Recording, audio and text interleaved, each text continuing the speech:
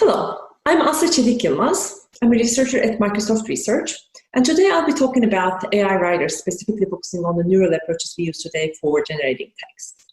Text generation is one of the most important topics in NLP. We can build models like machine translation, response generation for conversational dialogue systems, multi-document summarization, and several other tasks that I'm listing here that require automatic text generation systems.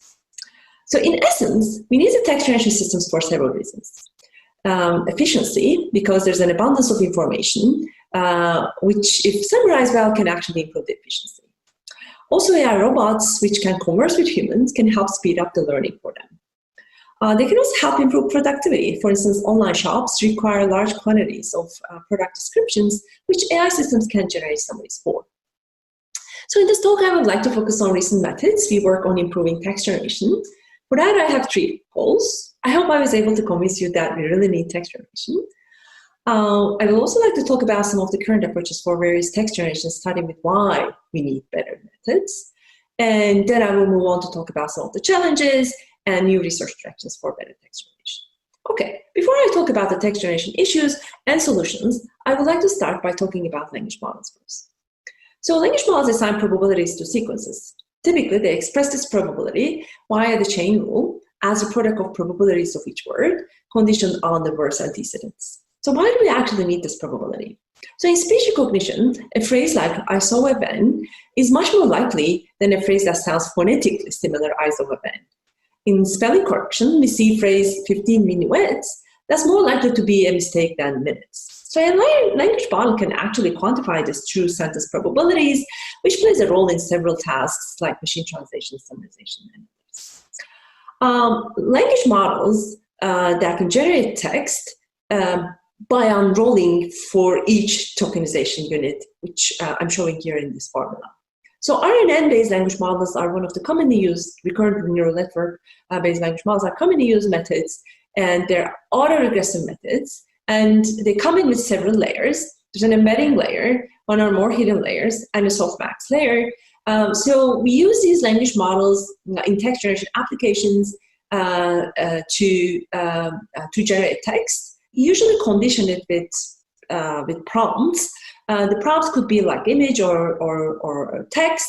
And the goal is to generate multiple paragraphs or long text sentences that can describe, for instance, in this case, the people, the settings, attributes, animals in this image. So you notice that there are in these descriptions co-references, relational information, lots of prepositions like behind, under, etc. While being extremely powerful, these language models can actually suffer from a number of issues. So for example, if you tune your language model on an encoder-decoder architecture, you would probably get something like this, which has a lot of issues. It has repetition issues, the model contradicts itself, and the text is not really specific or sensical. So there are fundamental issues, not just with RNN language models, but in the training, the way we train these language models. So one of the issues of training these language models is first exposure bias, which we actually train it conditioned on the ground truth context, while at test time, the model is conditioned on its own generations, which causes discrepancy. So there's also issues with compounding errors, which also caused by label bias, which is related to the fact that the previous bad decisions can usually affect the current decision, causing small errors to accumulate. There's also large vocabulary issues caused by a softmax bottleneck, in which the learned latent representations is mapped to a multinomial probability distribution over the vocabulary, which is usually very large. Last but not least is that we train the generative models using the surrogate objective function, which is coarse entropy, but we don't actually use the loss functions that we actually care about. But even if we add those kind of loss functions, we get some inconsistencies with the model. So to remedy these issues, novel training approaches and optimization methods has been proposed. For instance, variational autoencoders have been widely used in natural language generation. RNNs, which are optimized with different rewards, are also used. GANs have come into text a little bit later because GANs and text generation work a little bit differently. Some solutions were produced like using reinforced or Gumbel soft factory parameterization. So these popular models can actually deal with several text generation issues very well, but they come with an expense of either high variation or training balancing issues or posterior collapse issues. So one might say that most of these issues are, to a degree, resolved with today's most sophisticated and complicated neural language models. So let's take a look at them. So this picture actually summarizes several known language model methods that are proposed recently. So the basic idea is transfer learning. There's a large abundance, like massive amounts of unlabeled data that these language models train on. And then the internal representations of these language models are then used in subsequent tasks to do better on them.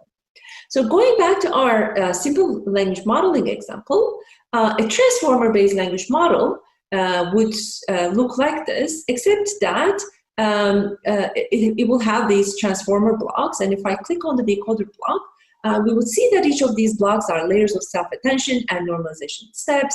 At every layer, we have keys, value, and queries being created, and some bunch of activations happening. And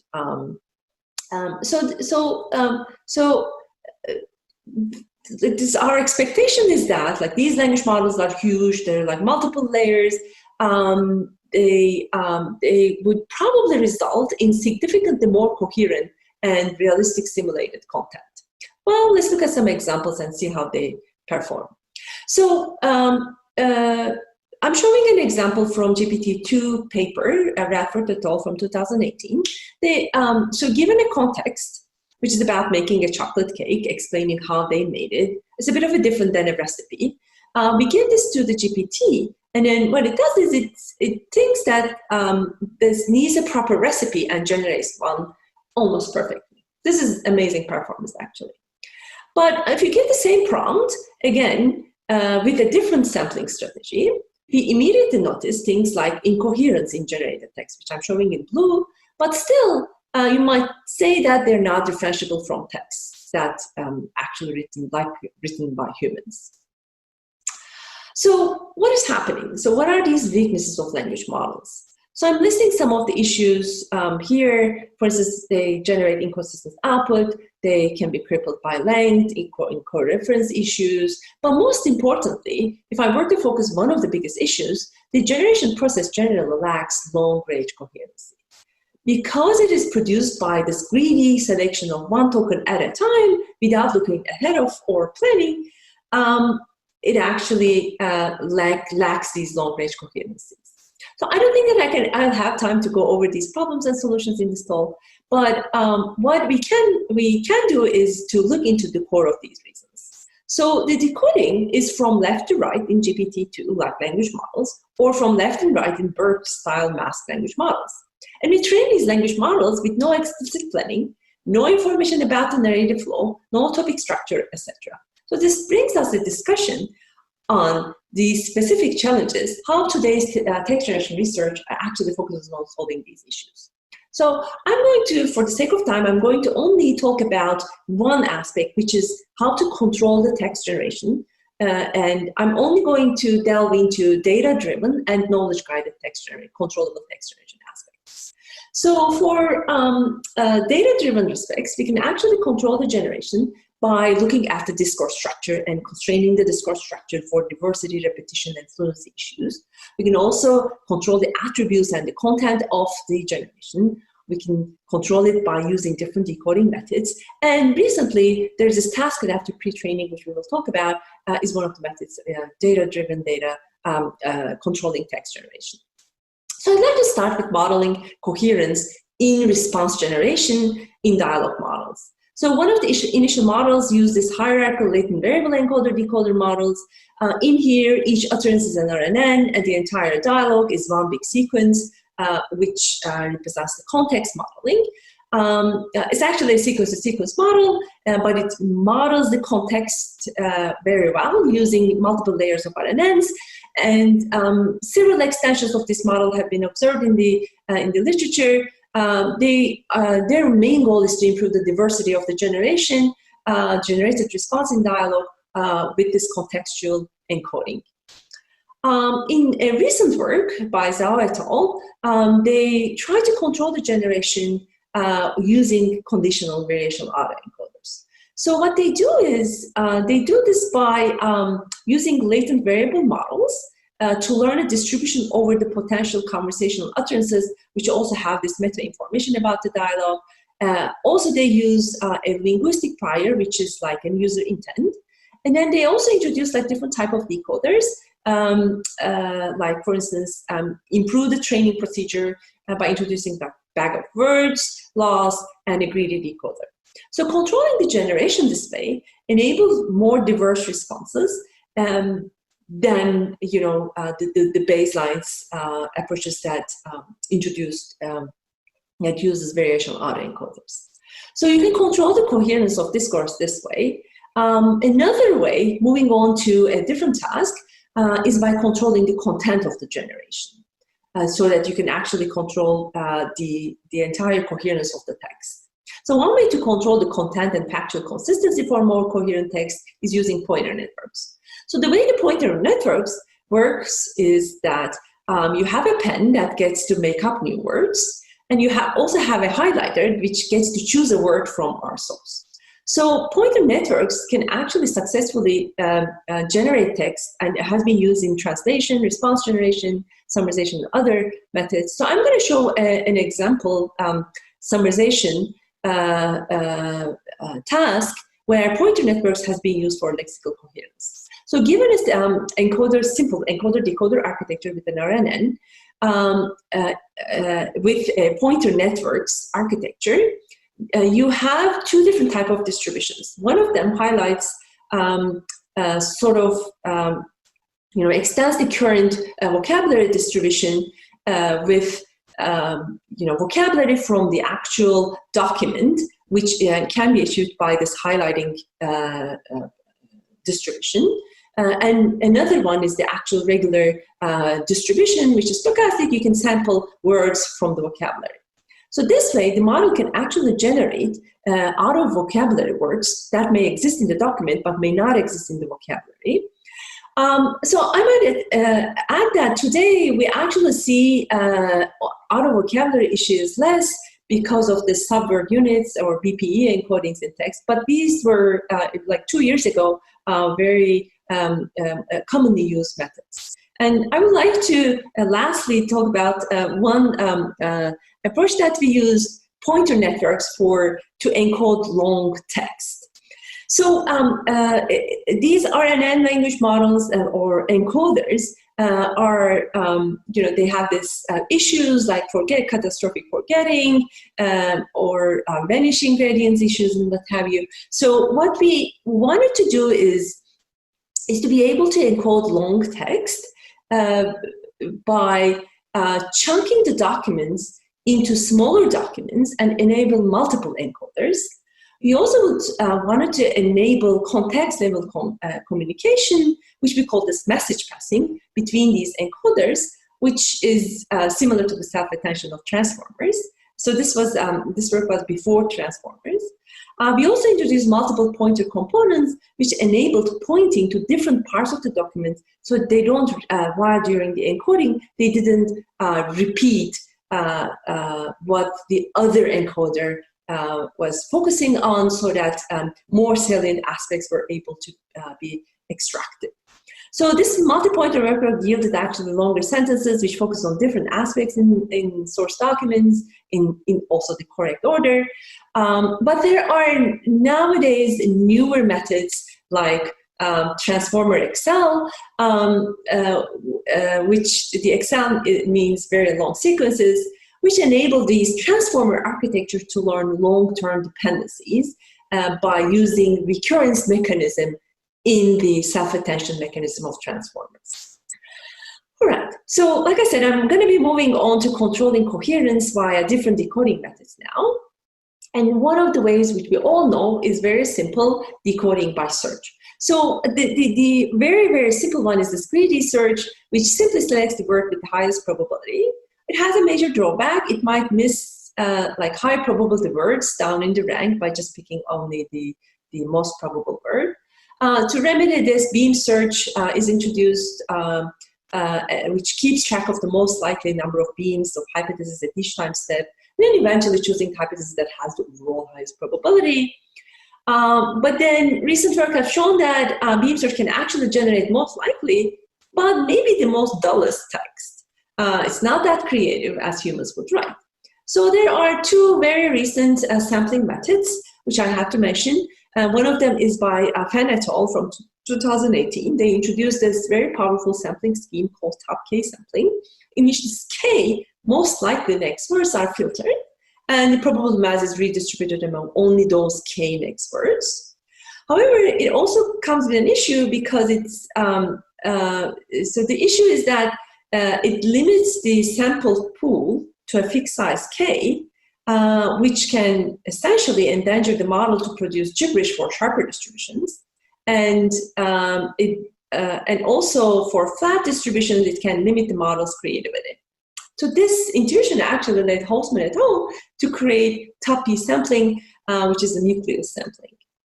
So instead of sampling only from the most likely K words, the top P sampling chooses from the smallest possible set of words whose cumulative probability exceeds the probability P. That's the difference from the top K sampling.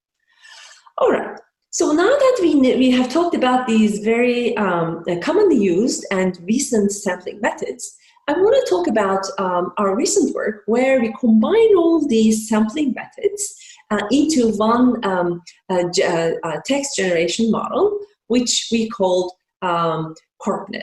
So CorpNet is composed of two components, and it's designed to generate, the goal is to generate summaries with more abstraction, narrative flow, and sentences are in order.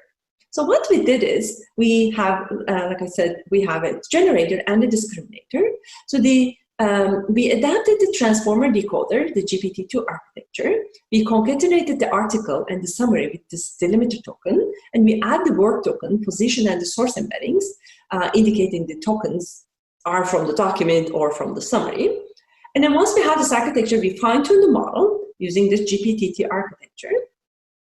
And then we use this generator to generate the summaries given the documents during a test time, and also the training time, which I will show in a minute. We also have this a second component in this in our architecture, which is a classifier. And the goal of this classifier is to re-rank candidate summary generations generated by this generator network, and then minimize the negative log likelihood of predicting whether two sentences are adjacent or not. So it just takes two sentences and decides if the second sentence is adjacent to the other one or is following the other one conceptually. And we use a ranking class to train this. So now we put all the two models together and we encode it with GPT-2, which generates a pool of candidate summaries using multiple decoders. So now we use beam search, nucleus sampling, top K sampling, and generate several summaries. And then we ask, we take pairs of sentences from each of these summaries and then we take these sentences, pairs of sentences, and we give it to our classifier, which re-ranks them, and then gives it to as a forward pass, incorporates them into the new loss, which is the first term is the language modeling loss. The second term comes from the ranking loss, which is the probability of each sentence being adjacent to the previous sentence. And we trained it this way on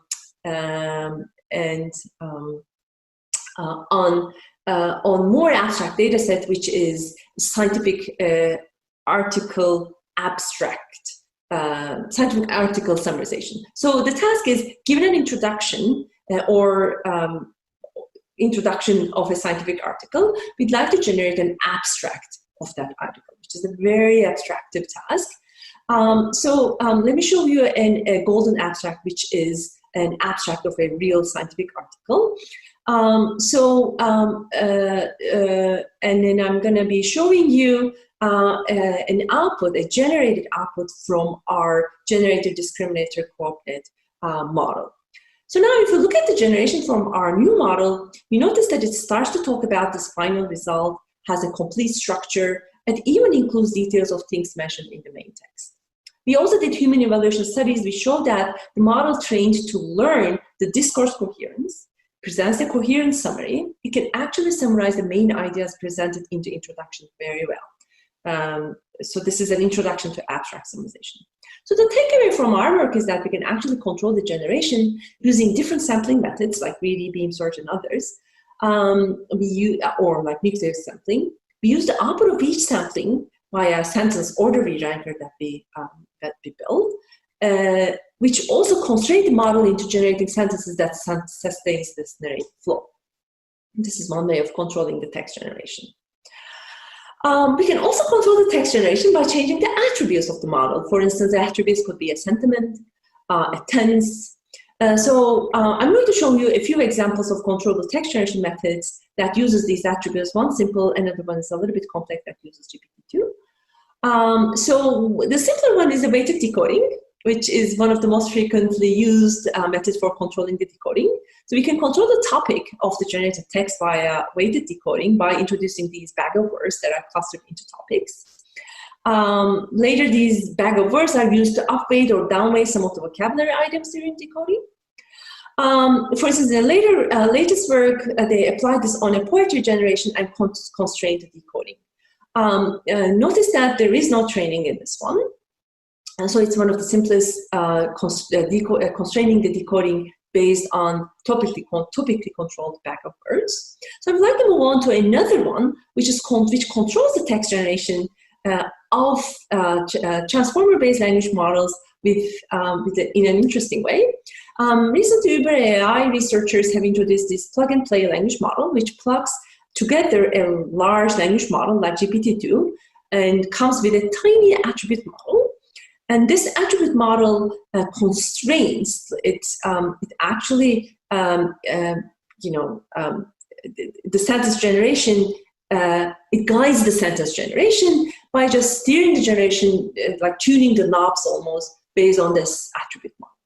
So the attribute model could be like, a bag of words, or maybe a classifier trained to generate text which is sad or happy, excited, and then they plug these together into GPT-2 architecture. So these attribute models like this have actually style transfer capabilities, but maybe mostly on the sentence level or maybe a paragraph level, but we're more interested in longer text generation where we can actually control the discourse of generating the entire document. So in a very recent work, we wanted to teach a language model about how to plan writing by mimicking what humans do. Specifically, humans write down these plot elements or key events that they want to occur in a story when they're writing a long form story. And our goal in this work is starting with these outline key points, teach a machine to order these story outlines or plot elements and write a consistent story out of them. So it's a document or a long story generation task. So we have 3 goals. So we would like to generate fluent multi-paragraph stories. Then we start with a very large pre-trained language model. And we would like to also keep track of the various plot elements in an external memory to make sure that all these plot elements are being combined in a way that seems plausible. Lastly, we want to generate the stories to have a good narrative flow. We're going to introduce various discourse-based features to allow us to generate more discourse-based stories. All right. So as our base model, we start with an outline and translate it in a delimited sequence of tokens. And then we use a GPT-2 to generate a single paragraph. And then we can actually iterate this to generate multiple paragraphs and then generate the whole document. Now I'm going to talk about some of the augmentations we did on top of this model. So the first thing we did was we wanted the information from the previous paragraph to transform to the next paragraph before we start generating it.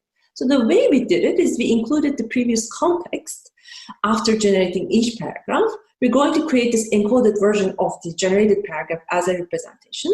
And then we will include that into the representation as like the initial, the first token before we start generating the next paragraph.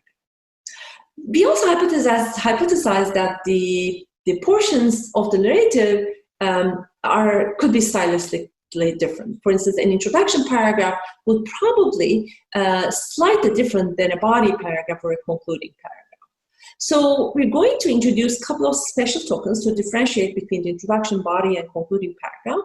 And the way we encode that is by simply adding an extra delimited token right in front of the decoder when we start the decoding that denotes the type of the paragraph we're generating. Now down to the most important part of this model, which is the memory component. So we want to have the memory unit that is keeping track of all the different plot elements that we listed, the outline that we're discussing. We're going to have an explicit memory matrix split into two pieces that carry two different information. The first piece is initialized with all the different plot elements coming from the outline we're using as an input. The second portion of the memory is going to keep track of the global document state by keeping track of the latent topics that have been discussed so far. So we need to make changes to our transformer block so that we can actually attend to the memory specifically. On the left, I'm showing a GPT-2 transformer block, which we've seen earlier. So the augmentation that we will make is specifically we add an extra attention mechanism. So in this case, we're still using the words to create or the BPE to create the query vectors, but we're going to use the memory cells in order to create the key and value vectors for the second attention model. We simply use the output of this attention and average it together with the output of the self-attention mechanism from the regular transformer, and that's the major augmentation that we did. So now we're going to have this memory mechanism, which we're updating after each paragraph, put that into our decoding architecture by what we do is we use this previous paragraph's encoded representation and the previous memory as input, and we use a gated update mechanism to update the memory based on the previous paragraph. And we use a type of additive, attention, and a gated updates. Okay, so using this memory matrix, we alter our GPT-2 transformer decoder. So once we update this memory, we start the decoding, and the decoder is now the new transformer decoder block that I introduced just now, and it's going to use it at generation at every time step.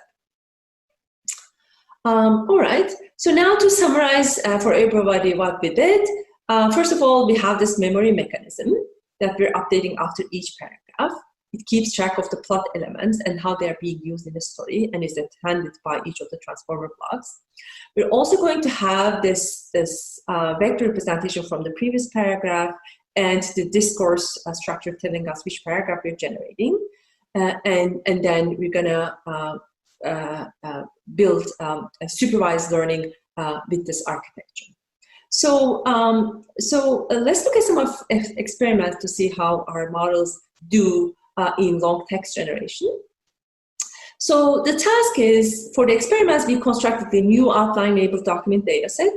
So the dataset consists of articles such as Wikipedia articles and corresponding list of key points. We train the model in a supervised way with outlines as input and the documents as outputs. We compare the model to several baselines, one of which is one of the stronger controllable baselines, which is Grover.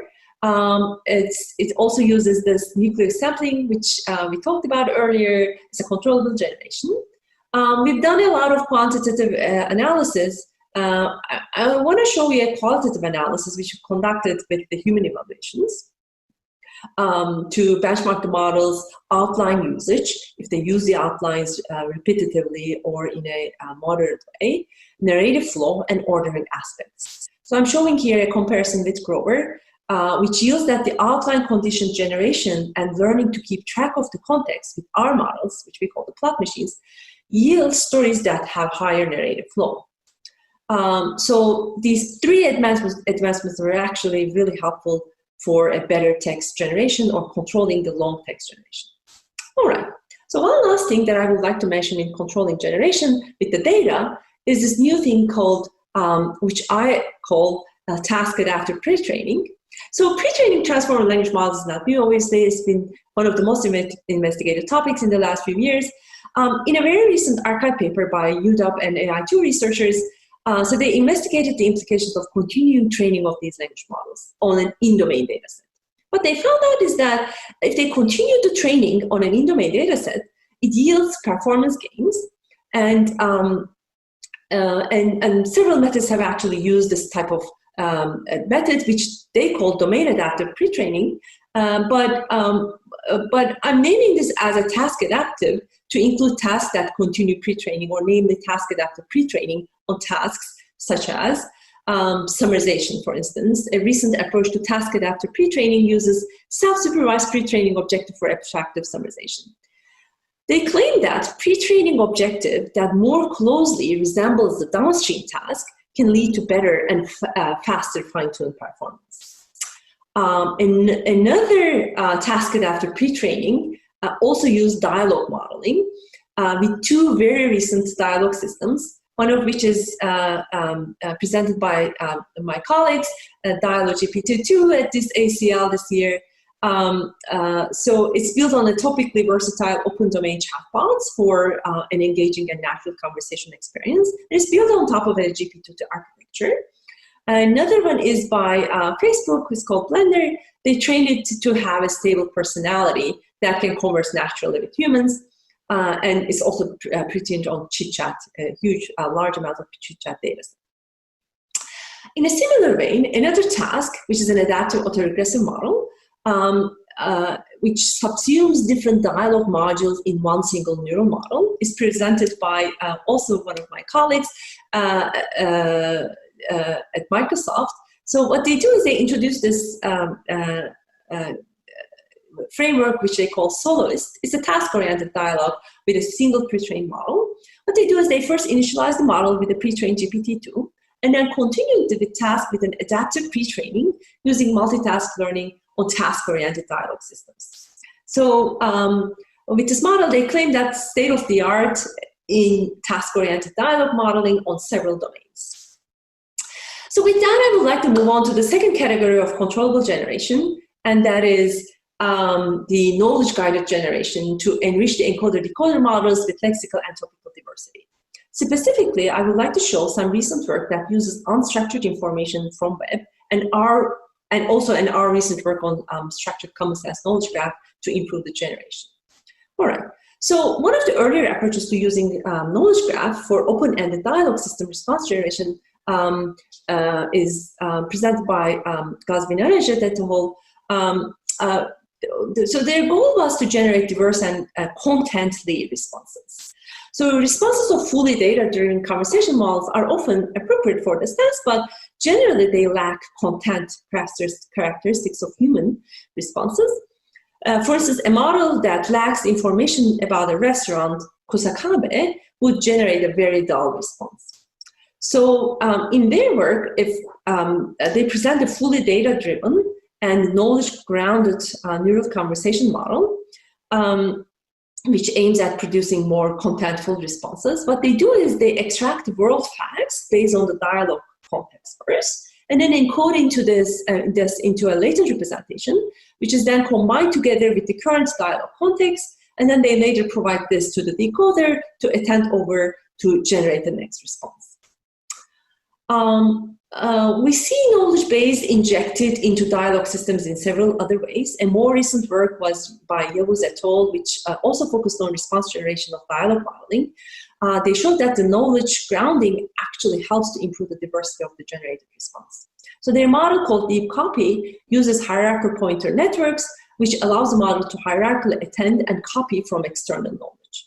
So this way they generate more accurate and informative and engaging text.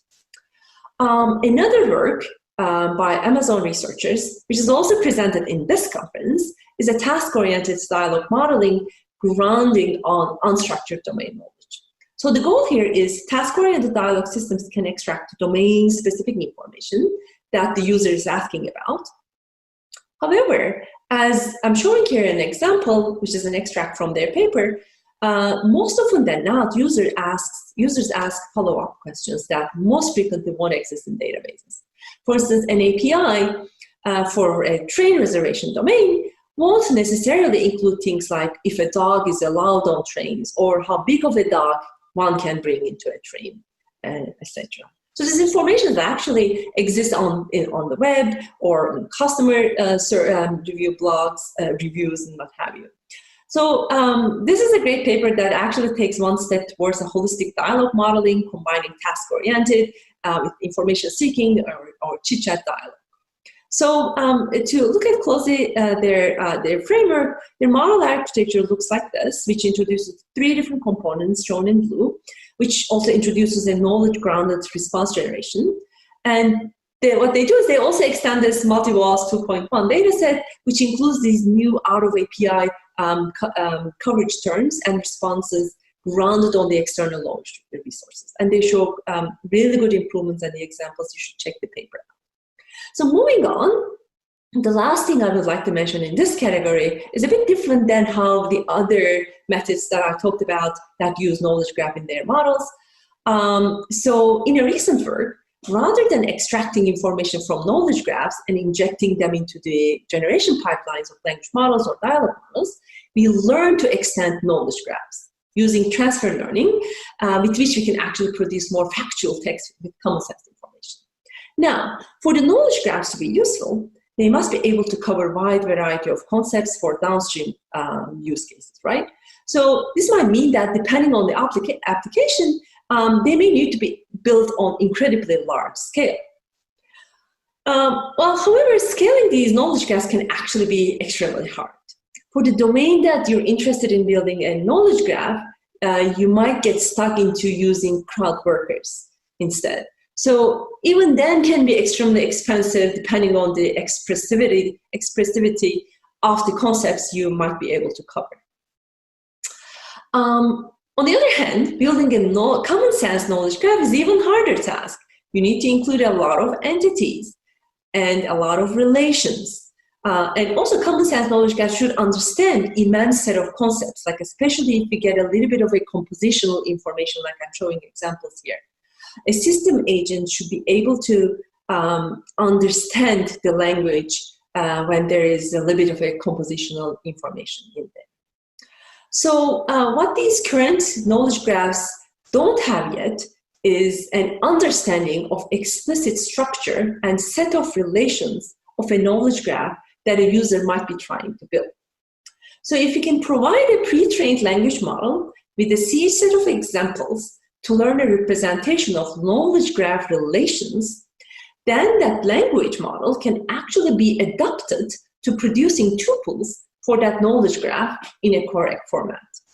So this could allow a graph far larger than the seed set we start from. So then using this knowledge graph, we can actually extend our knowledge graph with different endings, tuple endings. With this motivation in mind, Bossoli et al. Have introduced this Comet language model, which I was a part of. It's a method for combining a pre-trained language model, such as GPT, along with a seed set of knowledge graph tuples, such as atomic or knowledge concept net knowledge graphs, or you can annotate them or get from crowd workers. So how Comet works is that starting with a language model pre-training weights, given a seed entity and a relation, we fine-tune a large language model to generate target endings, such as given Alice sails across oceans, a possible ending would be Alice has a boat. The model generates endings which actually make sense. With this model, you can actually learn to generate more tuples that you can produce with this new language model. And most importantly, because this model has this latent understanding, far larger model of concepts, due to being trained on millions of texts, it's going to be able to generalize to produce knowledge on a set of entities far larger than the ones that is fine-tuned. Qualitatively, though, the result seems really promising. 78% of the tuple endings generated by the test set of this atomic knowledge graph using our model was rated correct by human judges. It actually approached 86% of the human rated the actual test of atomic in these cases.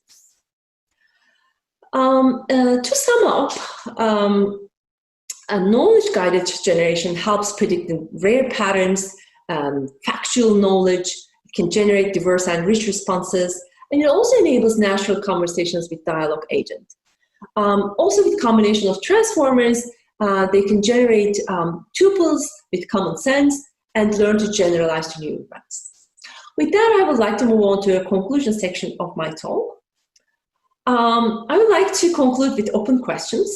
The first thing is that I talked about story generation. The story understanding systems need to be able to perform common sense reasoning, really. Specifically regarding characters, goals, and their associated actions. We need better ways to incorporate common sense knowledge into long text generation. In addition, building accurate language models that capture meaningful long-term dependencies is a core challenge in natural language processing. So we need to be able to learn a well-calibrated language model and track and manage the content and knowledge conveyed, etc., through better evaluation methods and even maybe introducing shared tasks. We have a lot of those in language understanding tasks. We should also look at the way we do decoding, maybe find better ways to mimic human generation process. Lastly, I wanted to talk about evaluation, but I didn't have time. What I would like to say, though, is that training a powerful language model relies on evaluation metrics that can actually measure the model quality from different perspectives. For instance, it's imperative to build an evaluation method that can determine whether a text is generated by a human or a machine to prevent any potential harm. Also, it's concerning that neural language models can generate open-ended text that are fluent but not grounded in real-world knowledge or facts, which are fake news. So we investigate these issues in a recent work, which is going to be on archive soon. You should check our paper out. Lastly, I would like to invite everyone to join our tutorial at EMNLP this year with my collaborators, in which we will discuss all these issues. It's going to be a longer talk about text generation and evaluation. With that, I would like to thank you all for joining my talk, and I'll be happy to take questions online or offline. Thank you. Hi, everyone, and thank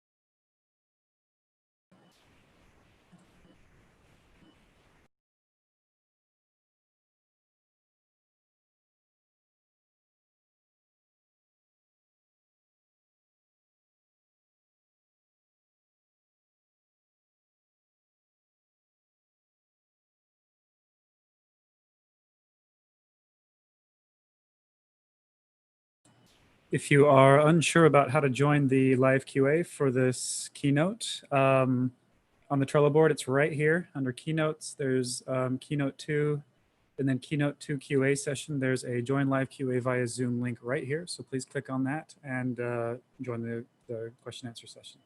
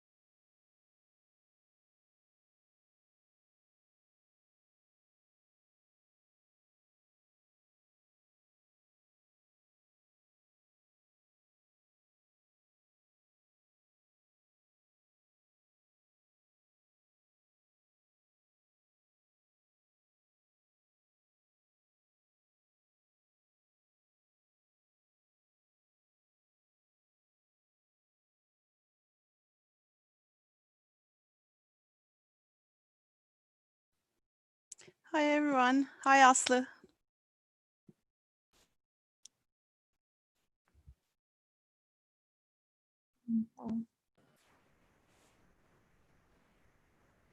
It's all yours. You're the session chair, so it's all yours now. Perfect. Thank you very much. I'll give it maybe 1 more minute just to see. Hello. Hi, we can hear you, Asli. Okay, cool. I was muted and I push a button and now I can hear you. Hi. Okay, great.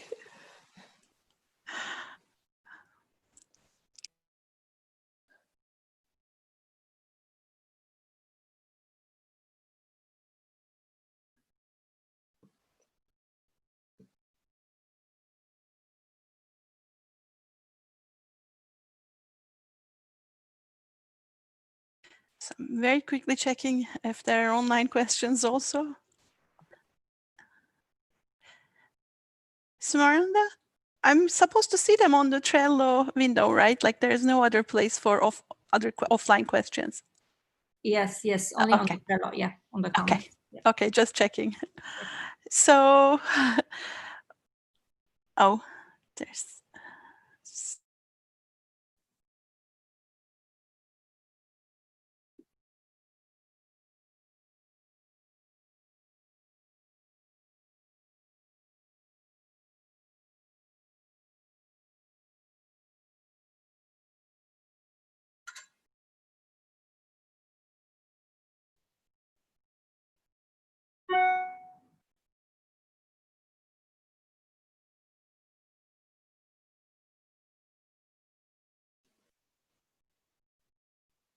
Can you hear me? Okay. Yes, so actually, why don't we get started then? This is Dilek Hakkanitur. Thanks everyone for joining the Q&A session. It's with great pleasure I'd like to introduce Asli Celikyilmaz, who is a research scientist at Microsoft Research. And by now, I imagine we all listened to her exciting, great talk. How about we go around like this? If you want to ask questions, why don't you raise your hand? And I could just go over the people and let them ask questions. Yes, please, Candy.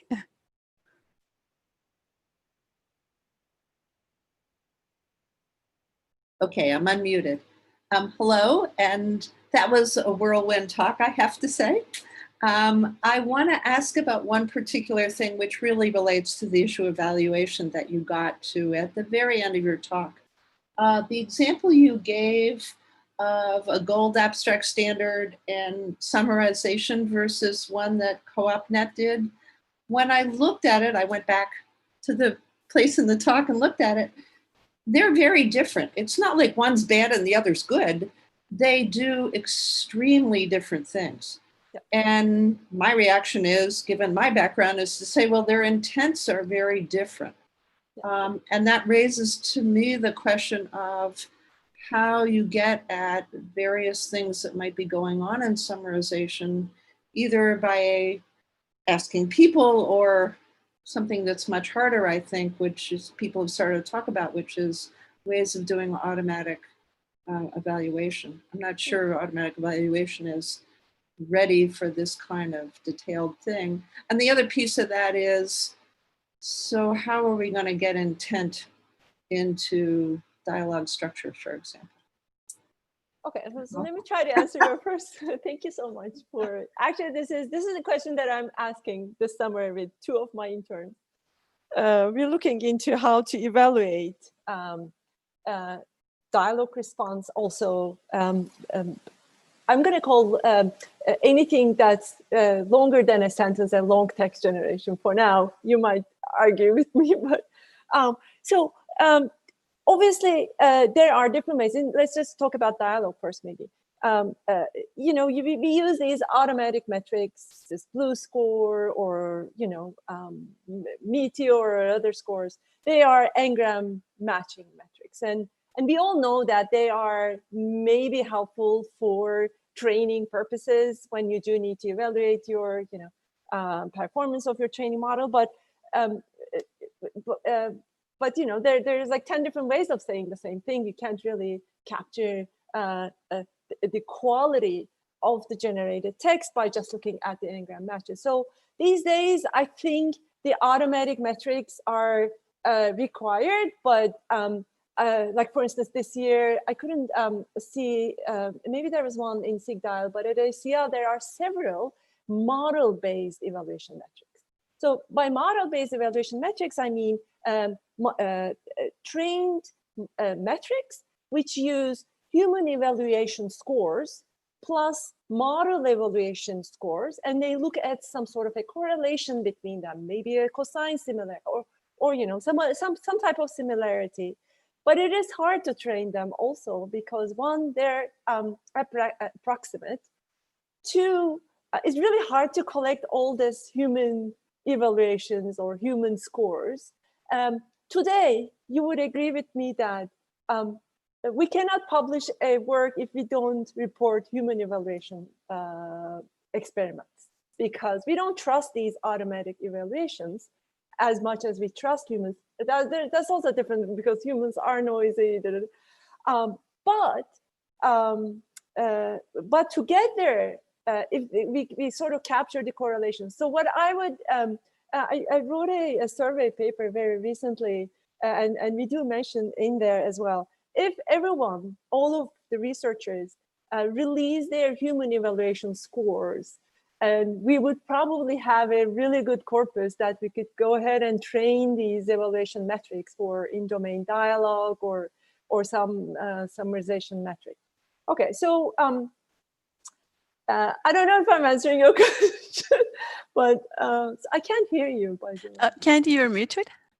I'm not sure I agree with you about this. Oh yeah, good. In fact, I picked a particular example I did because if you ask the human evaluator to look at the two of them and say, how close is the co-op one to the gold abstract? Yeah. People would say, wow, it's hardly really, or it's related a little, but it's not quite as good. But the fact of the matter is, the one that was generated is perfectly fine if you had a certain intention or a certain kind of purpose in mind.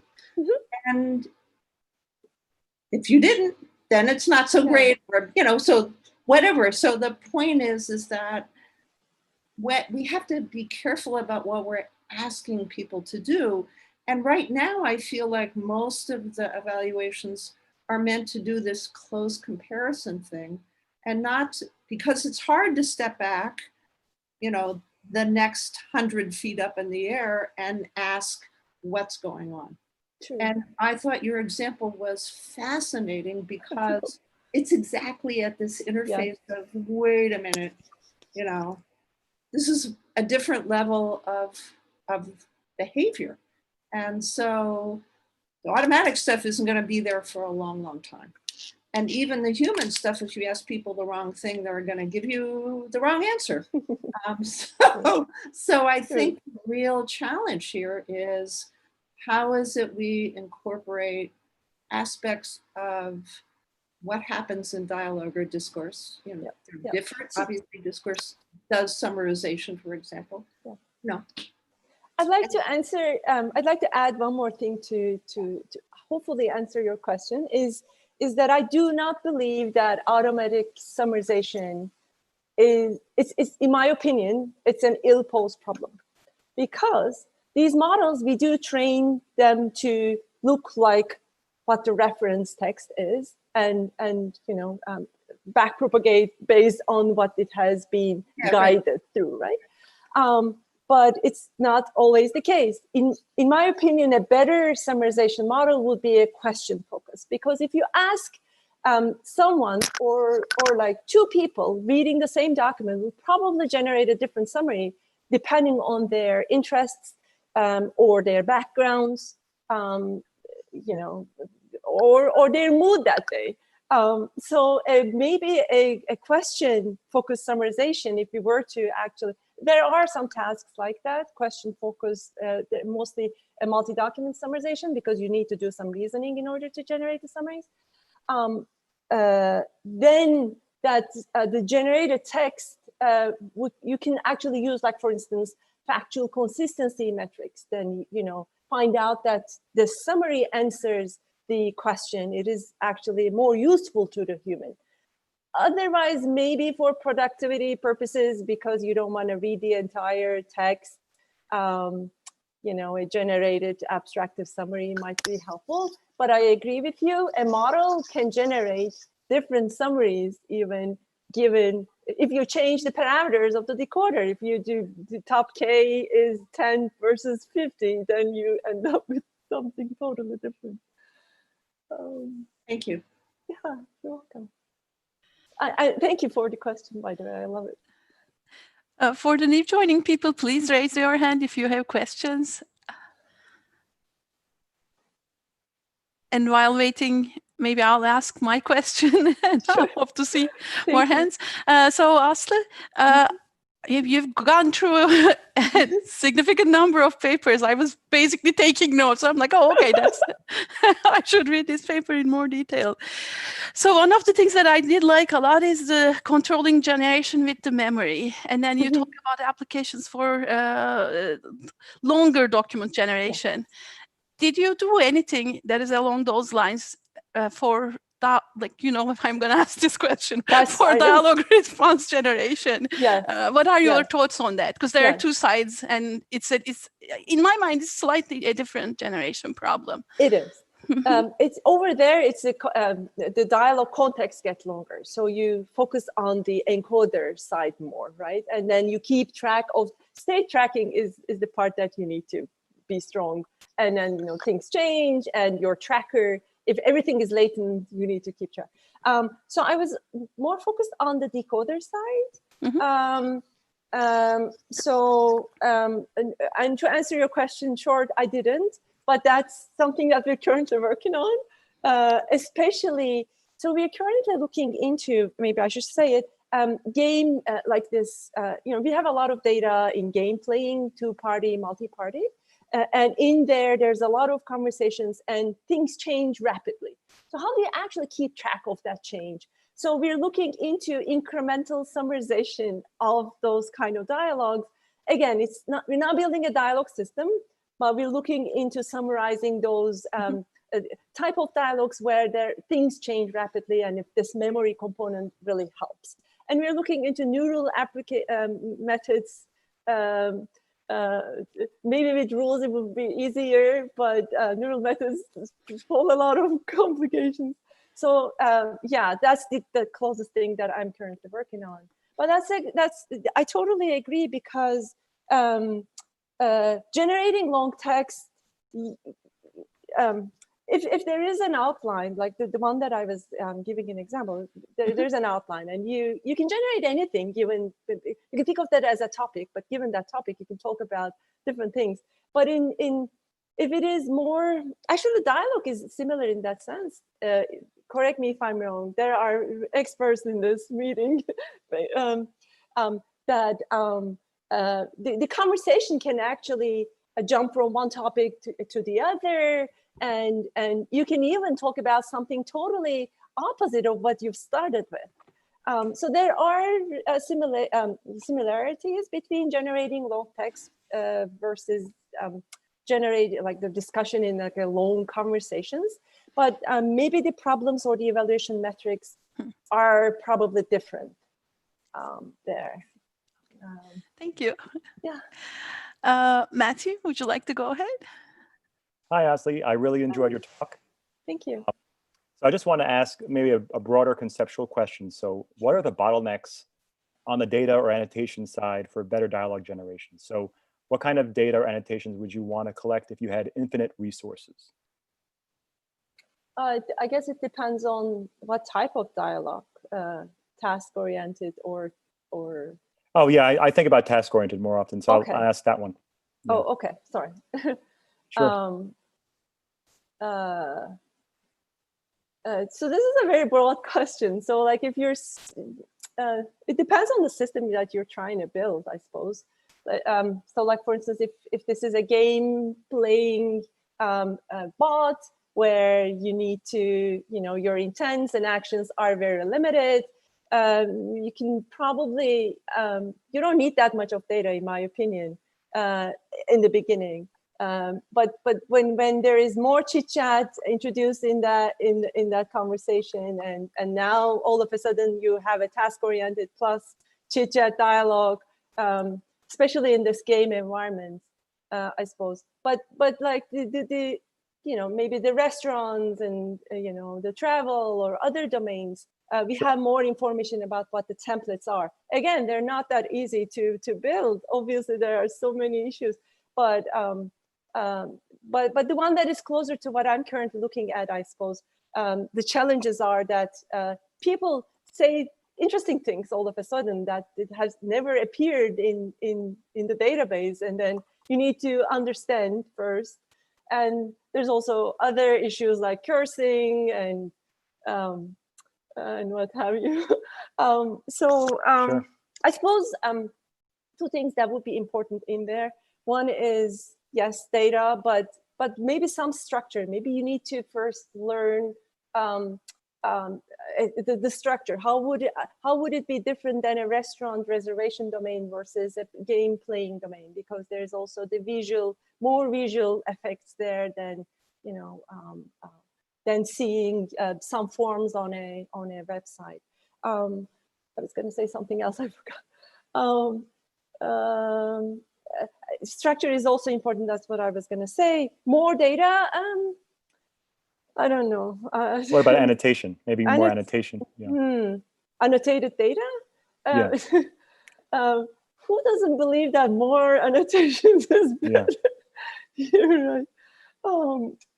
Obviously clever annotations. Maybe variation in annotations would probably be like, for instance, things, so like actions or intents that are similar to each other, you might need more data versus like more distinct, you probably are okay with few samples, I suppose. Thank you. Am I answering your question? Yeah, no, it's great to get your insight. Thank you. Thank you. Siki, I'm sorry if I'm saying your name. Siki, you want to unmute yourself? Yeah, in the keynote, you talked about the comet, and I see some paper this year using it to operate common sense into generation. My question is that, like, how do we apply this idea onto more specific domain? The common sense? It's not like necessarily common sense, say. Knowledge graphs, you mean? More structured information? Yeah, that's a very good. That's a very good question. I suppose not every domain comes with a structured information. So I'm going to call these knowledge graphs, common sense graphs as structural information, where I see there's a node and multiple nodes, the connected edges. So that's what we're talking about. For some domains, there are more, like, for instance, there are today common sense graphs, like, for instance, concept nets, semantic net, or the other common sense graphs, with which, in my opinion, they're also, some of them are specific. You may not be able to find that fits to the domain that you're working on. Transfer learning is currently being used these days, like these large language models, and you're trying to extract some information or use those graphs and assume that because they have read the entire wiki, they might know something about the common sense. Other than that, in-domain knowledge graph, there has been, I've talked about it in the presentation. There are papers here. Dilek also has one this year. I suppose if you have a related, like domain-related knowledge graph that you know how to incorporate that into your model, because encoding the knowledge graph into your neural architecture, and I'm assuming that everyone is using neural architectures these days, is also a challenge too. So not just like finding the in-domain knowledge graph, but also consuming it in your dialogue system is also a challenge.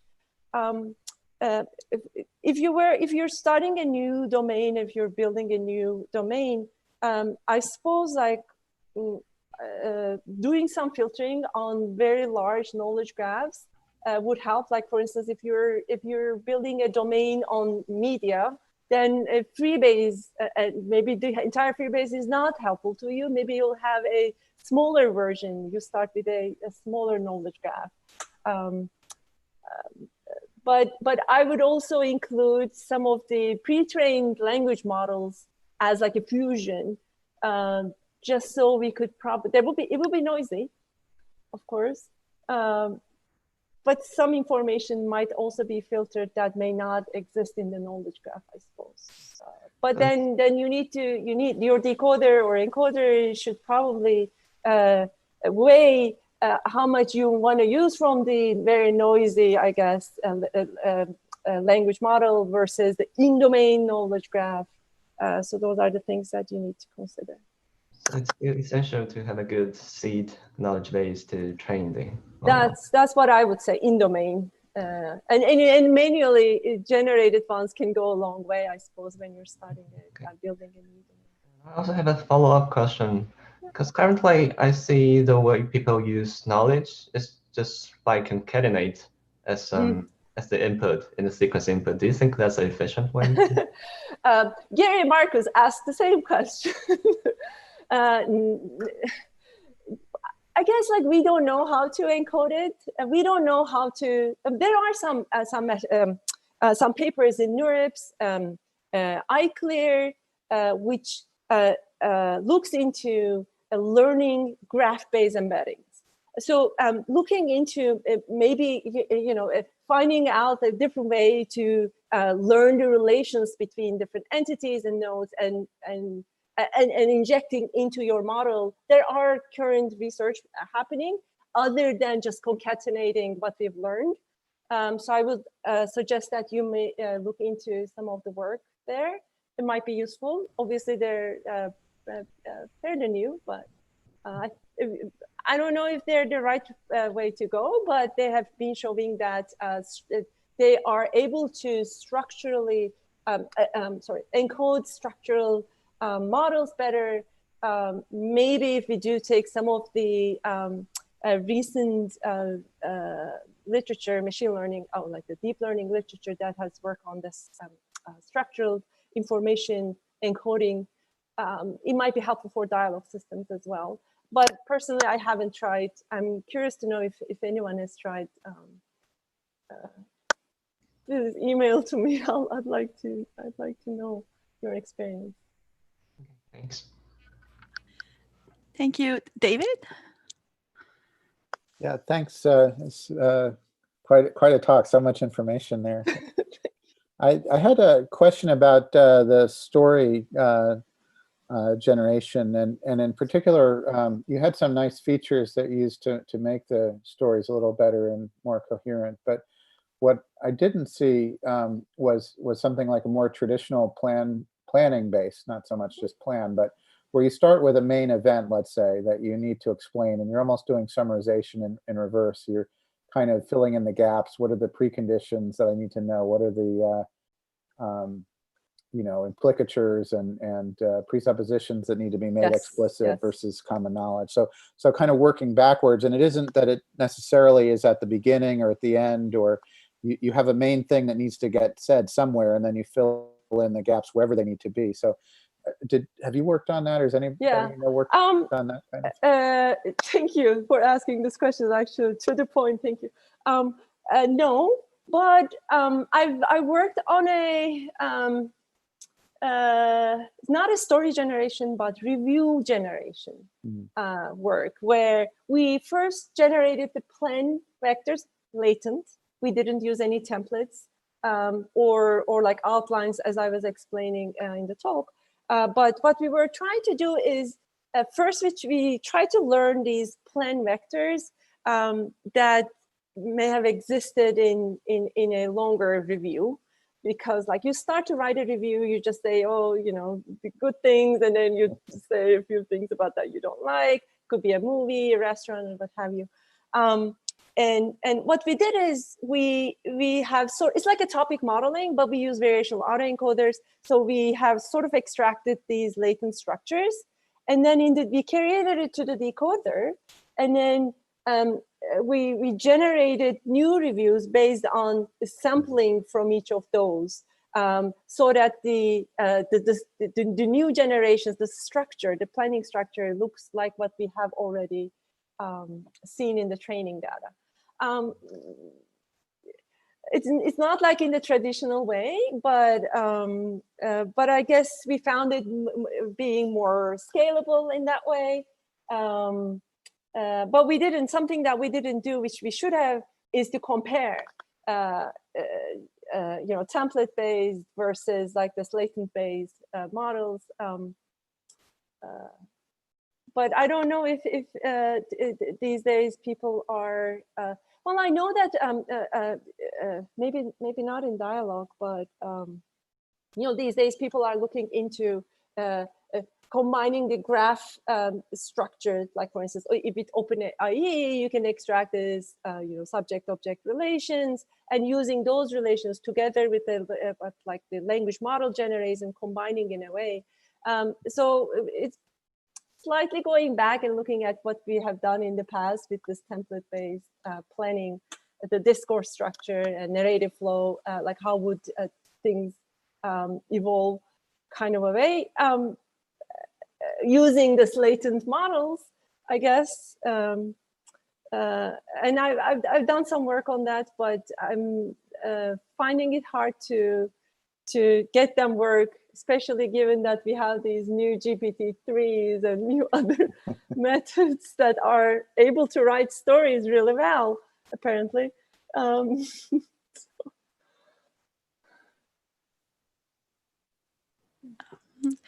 Thank you, Janie.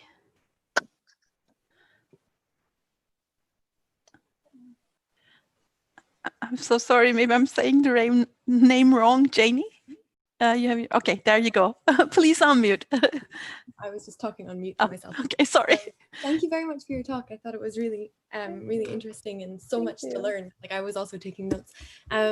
So I guess I obviously, like probably a lot of people, I was listening to this story about how to generate the stories as a dialogue story, and it was making me think a lot about how in persona chat, they have this like fixed set of attributes in order to make this dialogue more coherent, and it just kind of seemed like maybe this is a more adaptive version of this fixed attribute from which to generate. Like it's like so, and now from listening to this discussion, I wonder whether you're thinking that maybe there's some dialogue act or tuples for these attributes that are going to act as a sort of history / structure for how you're going to plan your next generation. I wonder if you can, I don't know. So I mainly focused on article generation in that work. But like I said, I'm currently looking into, I don't know if we're going to succeed or not, but generating a shorter version of a conversational, like things happening between two-player game, for instance. Yeah. So like in there, the first things that we do is like, what is the action? Like, what is the current action? But we're not calling it action. It's more like what is the current concept? Like, what is it done in the next 5 turns, for instance? And then from there, we sort of look at, okay, so how do we actually summarize this thing? Most of the things that are being conversed during these games are very not that useful or salient. So extracting those information and combining with the concept, like, opening that up into a well-formed, coherent text is quite hard. There is a lot of abstraction there. I'm going to tell something maybe a little bit different, but that actually struck me a little bit.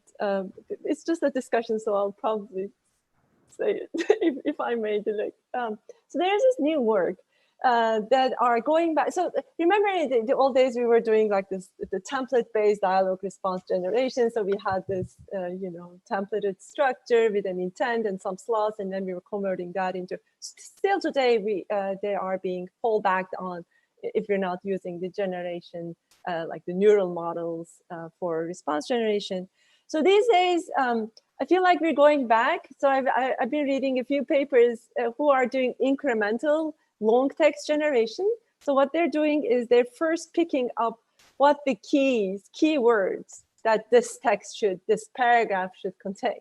And then they just like write a story around those things.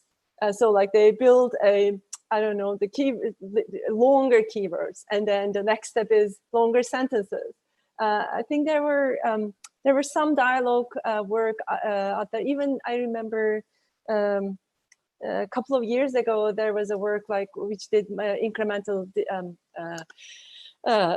decoding, which starts with intents and slots, and then extends that into sentences.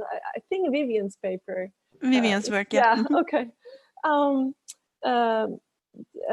it works really well because you start with what you want to say, like the verb and maybe the topic word, and then build up on it.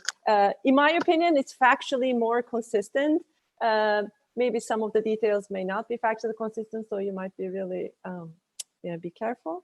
But then maybe a better way of planning the long text, which is going backward, right? We switched to sequence too fast. Now we're going backward again, I guess. Yeah. That's a good point. Other questions? We are already over time, but Asli, that was a great talk. Thank you very much. You. And there's a clapping reaction. I'm afraid to do that, but thank you. Thank you so much, Dilek, and everyone for listening and asking questions. And you can always email me and or the organizers. Thanks, Asli. Thanks, everyone. Thank you, Dilek. Bye. Bye-bye. Thank you, everyone. The next session will start in about 17 minutes. Okay. So stay on, go back to the YouTube channel, and you can keep watching it from there. Thanks.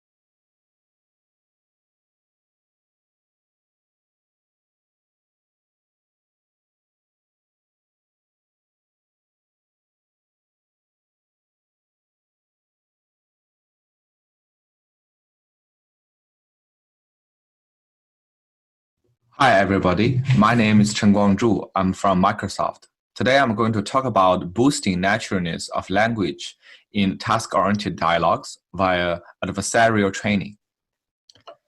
Natural language generation, or NLG, is an important and final part of a task-oriented dialogue system. It directly faces customers, so its quality directly impacts the user's impression of the system. Current NLG system usually uses traditional sequence-to-sequence framework. However, the generated sequence usually lacks the variation and fluency of humans. For example, here, the mini representations of slot values talk about a restaurant called Wildwood. As you can see from the red color, the generated information with the sequence-to-sequence system puts the two location information in different sentences, which is against humans' language patterns. So to alleviate this problem, several methods can be used. First is reinforcement learning. However, RL needs to get signals from non-differentiable quality scores, such as blue, if we do not want to have a human to be with the training all the time. But is blue itself a good indicator? This is questionable. Another way, which we use in this paper, is adversarial training. In this framework, we use a pair of generator G and discriminator D. D is a classifier that tries to tell apart human utterances from G's utterances. Okay, let's look at the formal formulation of the problem. Given mini representations or MR in terms of slot and values, and also the dialogue acts or DA, such as inform and request, the system needs to generate response in a natural language. We adopt the sequence-to-sequence framework as the baseline. Both encoder and decoder use RNN. And we use attention mechanism in the decoder to attend to encoder outputs. And the system is optimized using the cross-entropy loss function. Then we employ the GAN, or generative adversarial network, to introduce the naturalness training. Here, the generator D and discriminator D play a game together. While G tries to fool D by generating utterances like human, D tries to tell the difference between real utterances and G. So D itself is a classifier that projects an utterance to a score between 0 and 1. Based on this loss function, we can see that when the sentence comes from the real ground truth, D wants to maximize the score. Otherwise, it wants to minimize the score. And G tries to do exactly the reverse thing. But directly optimizing this loss function has a problem because the text generated by G is composed of discrete tokens, so the gradients cannot pass. One way is to use RL again, but it involves sampling from a lot of utterances generated by G, and it can suffer from high variance.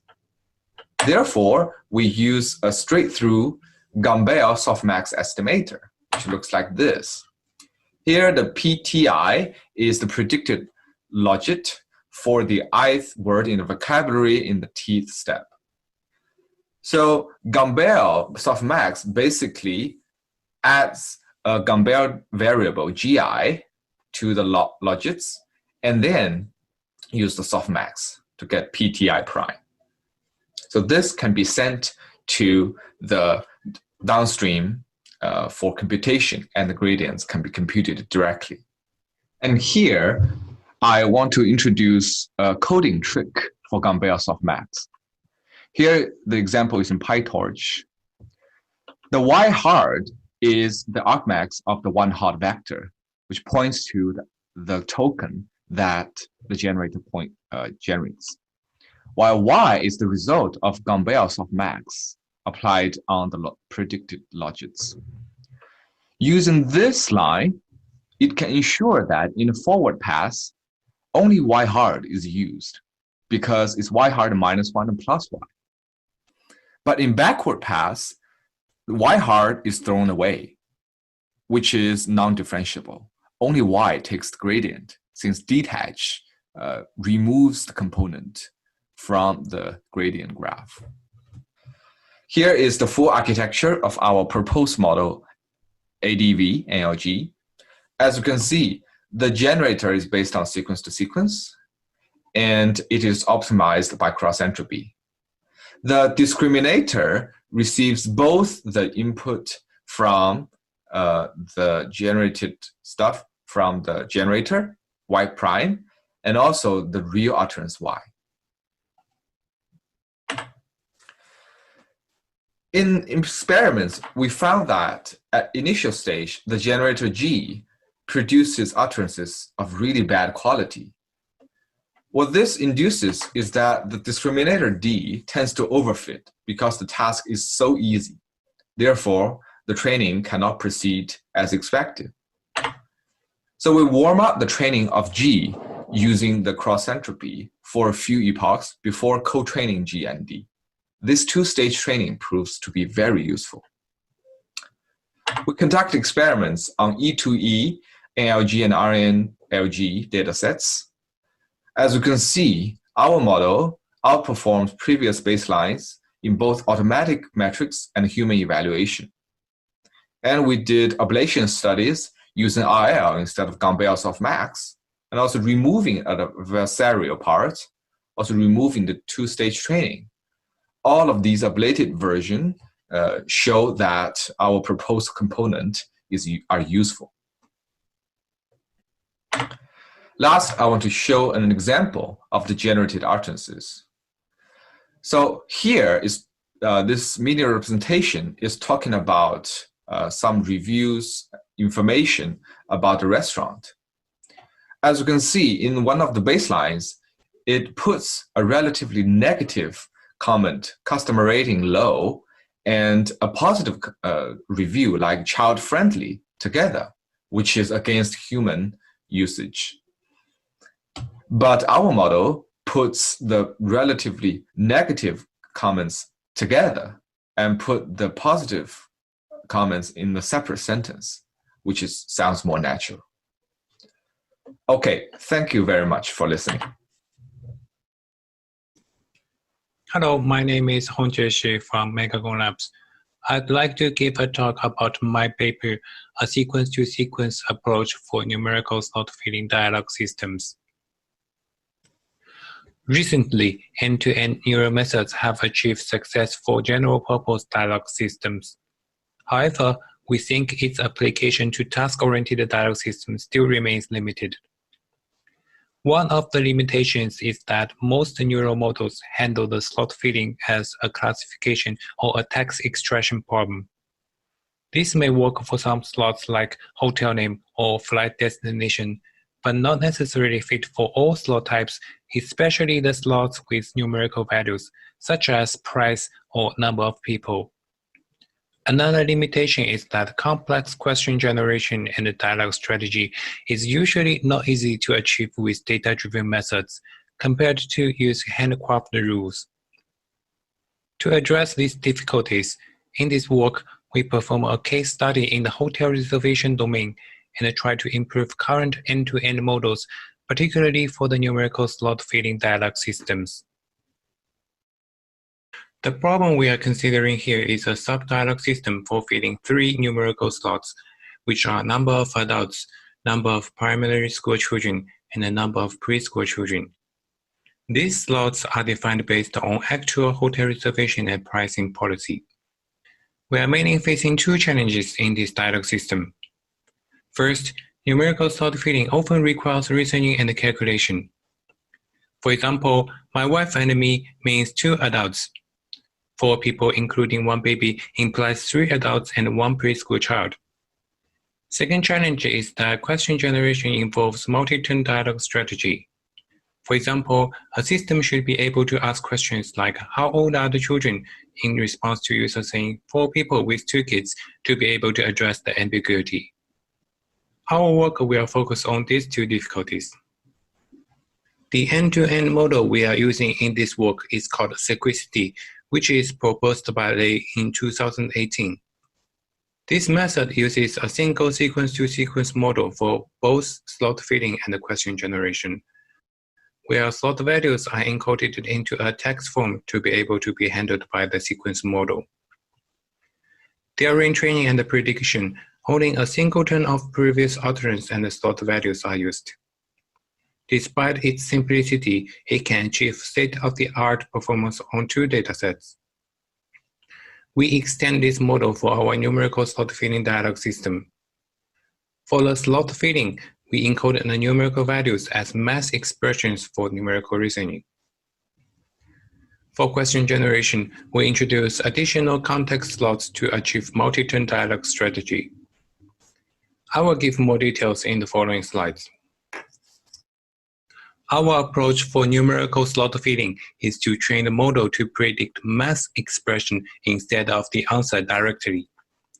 For example, given the user utterance 3 men and 2 women, the model is trained to predict 3 plus 2 instead of the answer 5.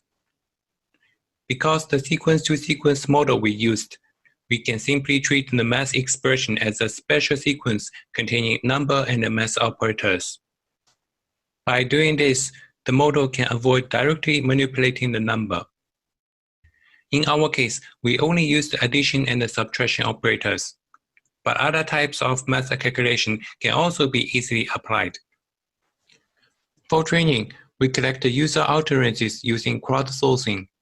We first compose agent utterances based on actual human dialogue, and then ask the crowd workers to compose the response without mentioning the answer in number directly. Finally, we label all utterances with math expressions as our training targets. Sample data are shown here. We can see some of the data also require the model to understand the relation between agent and user utterances for predicting the slot values. We compare the results on training the model with and without using math expressions. When the training data size is limited, predicting math expressions outperform direct prediction by a large margin. The possible reason is that predicting math expressions can handle unseen combination of different numbers and operators much more easily. On the other hand, the performance gap between 2 models can be reduced by increasing size of training data, which also suggests that a neural model can learn calculation to a certain extent. We should mention that the similar observation is also reported in another recent paper. For the question generation part, in order to achieve multi-turn dialogue strategy, we expand our target slots with 2 more slots, total number of people and the number of children. We call them context slots because the purpose is for tracking down the ambiguous information, like 4 people including 2 kids, and provide context information for the model to be able to generate questions afterwards, such as how old are the 2 children. In this work, 2 context slots are enough to cover most cases, but one can add more slots if necessary. Same as before, we use crowdsourcing for the data collection. This time, we compose multiple turns of agent utterances and ask crowd workers to fill in the blank to complete the dialogue. The agent utterances are extracted from actual human dialogue, and there are total 7 different question patterns, including how old are the children, or are all people adults, and so on. A sample of collected dialogue is showing here. As evaluation, we use the trained model for predicting actual agent utterances in the dialogue. One example is shown here. When the user says there are 4, it is interpreted as the total number of people, and next question, are there any children, is predicted. Next, the user says there is 1 child. Another context slot, the number of children is filled, followed by the next question, how old is the child? Finally, by saying the child is 5 years old, the model recognizes the number of all 3 target slots and therefore ends the dialogue. In our human evaluation, 80% of generated questions seem to be reasonable. For comparison, we also trained the model without using context slots, or we use target slots to replace context slots. In both cases, the ambiguous user information cannot be correctly captured, and therefore cause the model to predict wrong slot values and questions. As a conclusion, in this work we propose 2 methods to improve end-to-end model on numerical slot filling dialogue systems. Future work may include extending this work to other types of slots and domains. Thanks for listening. Hello everyone, I'm Seokwan Kim from Amazon Alexa AI. Today I'm presenting our paper with this title, Beyond Domain APIs, Task-Oriented Conversational Modeling with Unstructured Knowledge Access. This work was done by the collaborations with my colleagues Mihal, Karthik, Benham, Yang, and Dilek.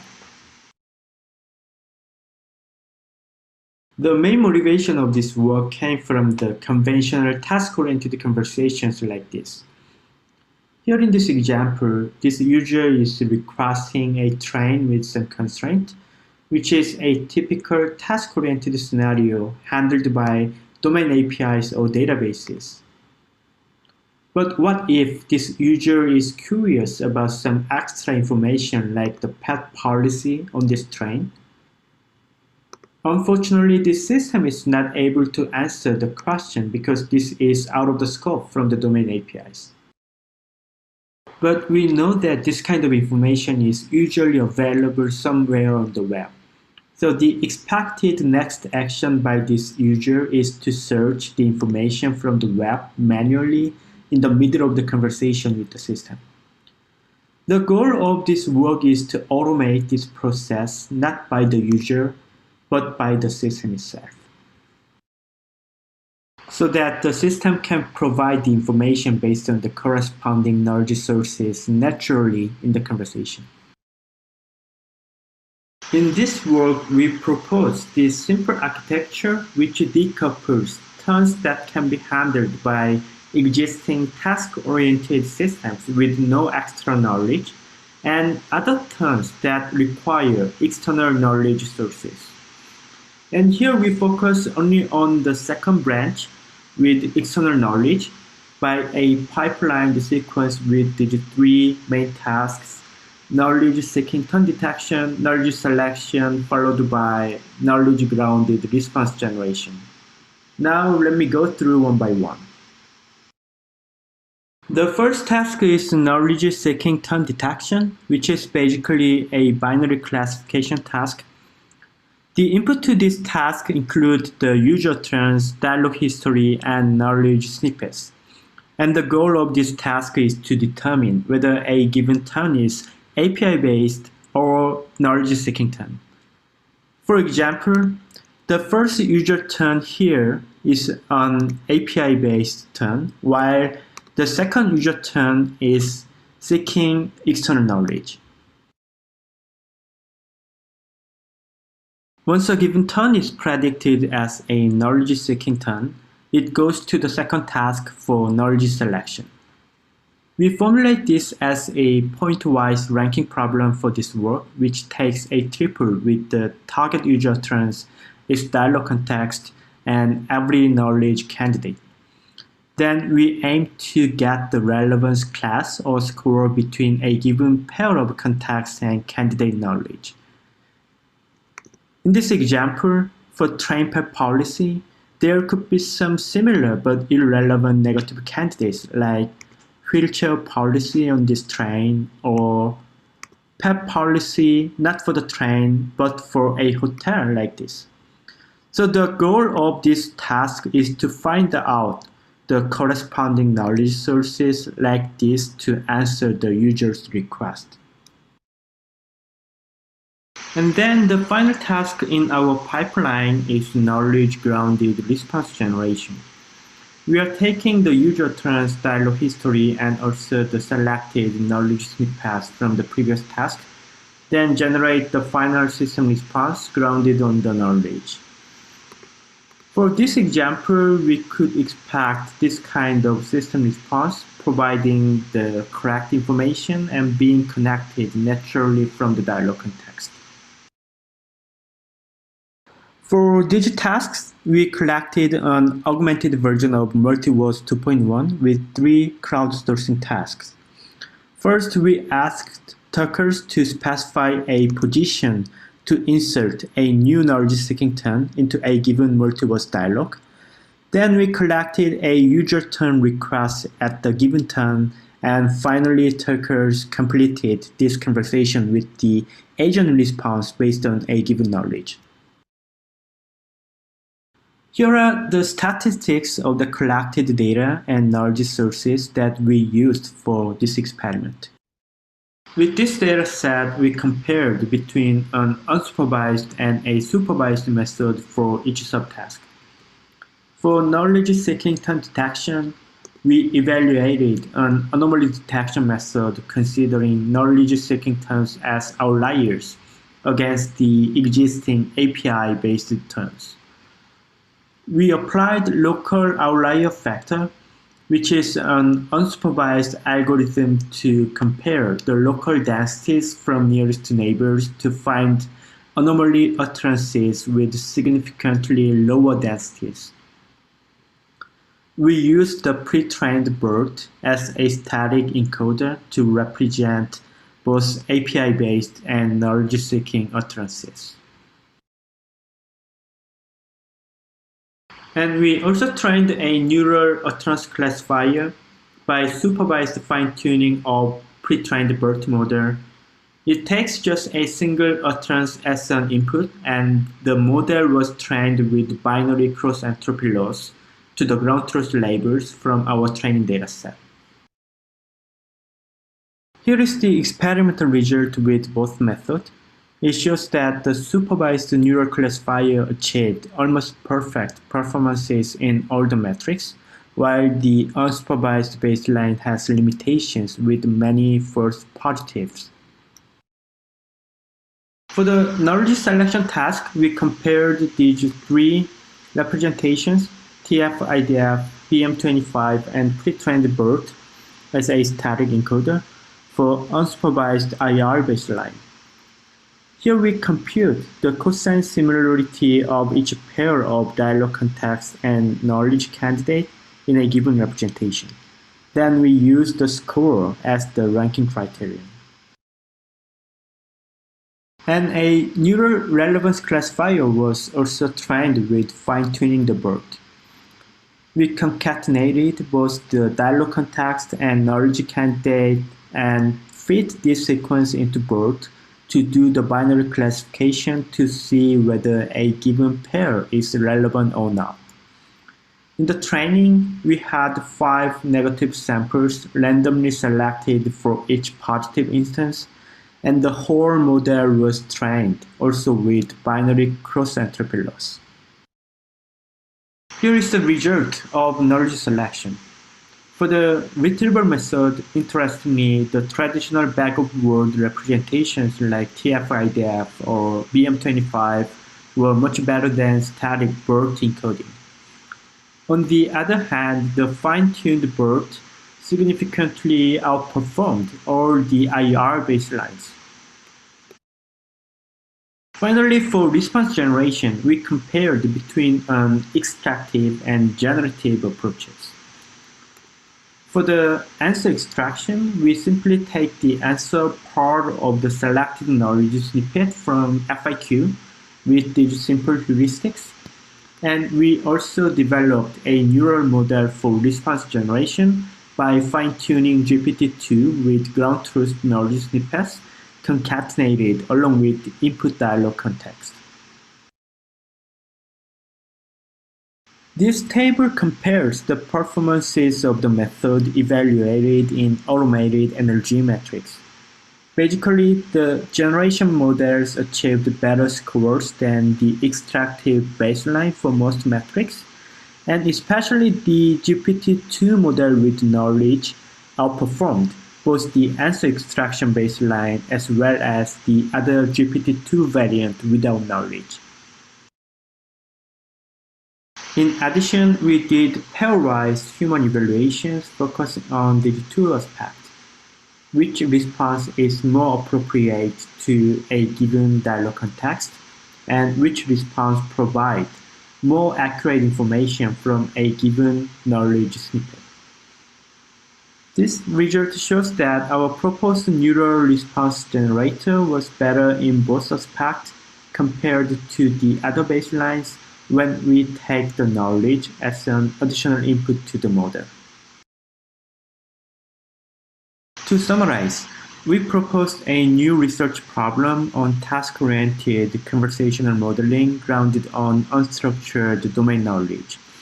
And we introduced a new dataset with augmentations on multi-voice dialogues, and we presented the supervised and unsupervised baseline models and the experimental results on them. Furthering this work, we have been collecting more dialogues, including new domains, entities, and locales from the ones in the original multiverse. And we also plan to collect similar conversations not based on written text, but actually with speech. For the model side, we are considering the following potential enhancements. The first one is end-to-end learning for all the 3 subtasks instead of the current pipeline process. And the second direction is joint modeling of both knowledge-seeking and API-based branches together. And the other idea is about few-shot transfer learning to handle unseen domain or knowledge sources. One last thing is that now we are organizing a challenge track at DSTC9 targeting the same problems introduced today. We have already released enhanced data and baseline models from this paper, so if you are interested in our challenge track, please find more details from the links on the QR code. That's it for today. Thanks for your attention.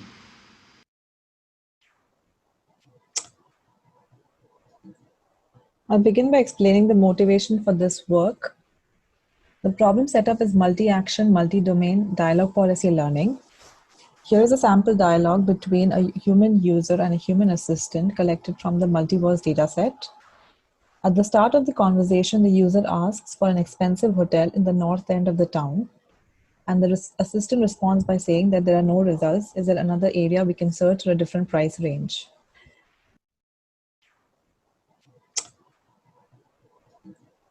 I'll begin by explaining the motivation for this work.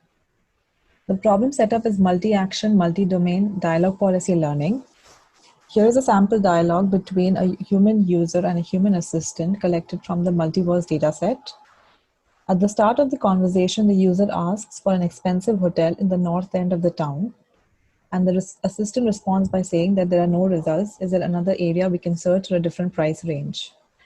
The interesting thing to note here is that the system response is composed of 2 distinct dialogue acts, no offer and request act for the area and price lots. Allowing a sequence of dialogue acts in a single turn increases the dialogue system's expressive power. It also makes the dialogue shorter in length, which further reduces the scope of errors in the dialogues. But the downside is that the action space is exponentially larger, which makes learning dialogue policy model a much harder problem.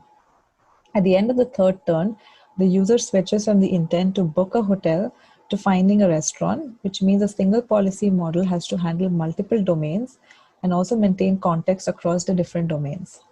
These are the major challenges from the multi-action, multi-domain policy learning setting.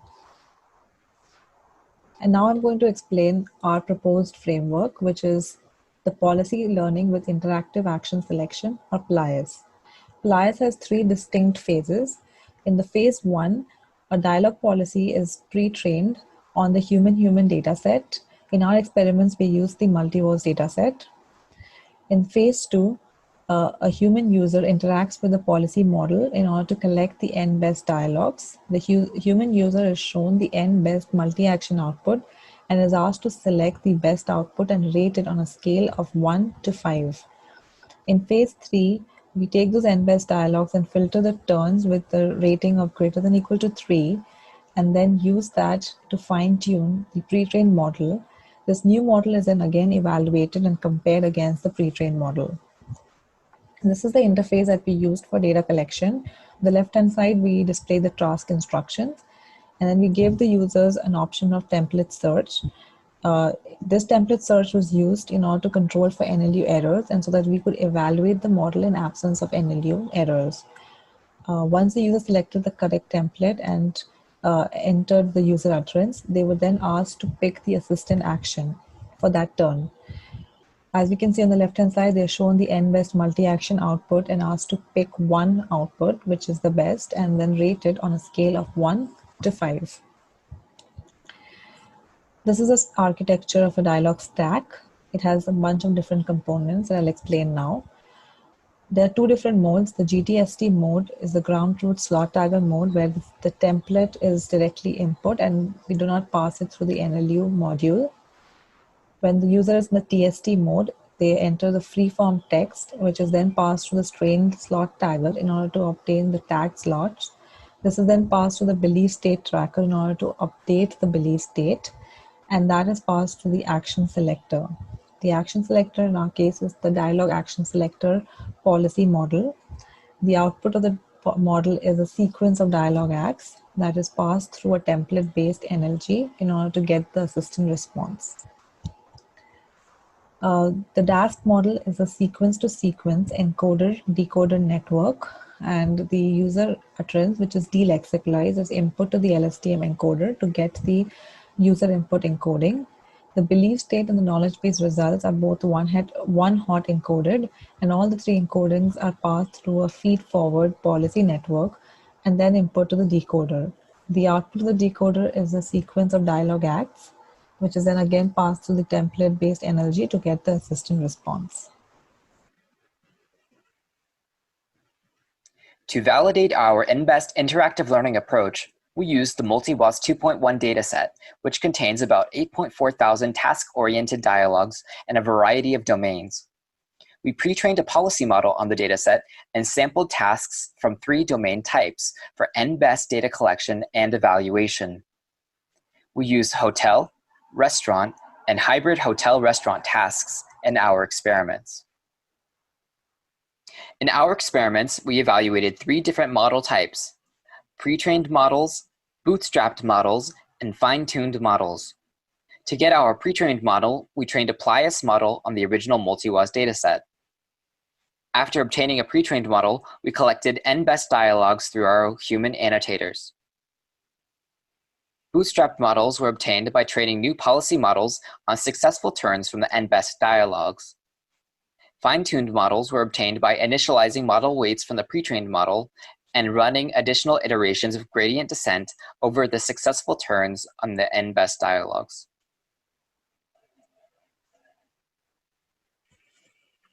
In these tables, the human row refers to ratings collected during NBest data collection. The remaining data was collected in separate evaluation rounds. For both task success rate and average turn rating, we see a general increase in model quality moving from pre-trained to bootstrapped to fine-tuned models. Since the dialogues were rated by single annotators, we also investigated the average increase in user satisfaction rating when grouped by the annotator performing the rating. We observed the same trend as before. Pre-trained models were outperformed by bootstrapped models, and bootstrapped models were outperformed by fine-tuned models. We also investigated whether dialogues collected in one domain could improve model performance in other domains. We trained bootstrapped and fine-tuned models on data in the restaurant domain and then evaluated them across all 3 domains. The fine-tuned model showed improvements in the restaurant domain, as well as the hotel and multi-domain scenarios. To cap off the presentation, here are 2 sample dialogues we collected with the same task description. The first dialogue comes from a pre-trained model, while the second dialogue comes from a model fine-tuned using Plius. In the first dialogue, the policy gets stuck in a loop asking for the hotel location. In the second dialogue, the policy learns to not ask for the location, and the task completes successfully. Thank you for listening to our presentation on multi-action dialogue policy learning with interactive human teaching.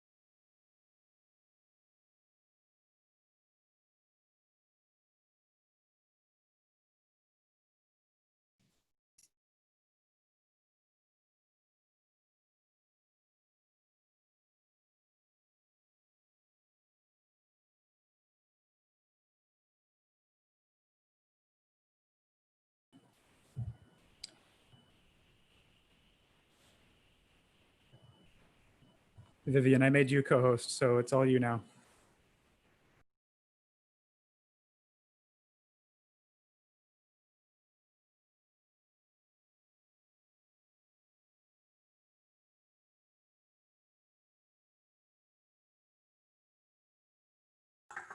I think we still have a few minutes, so let's start later.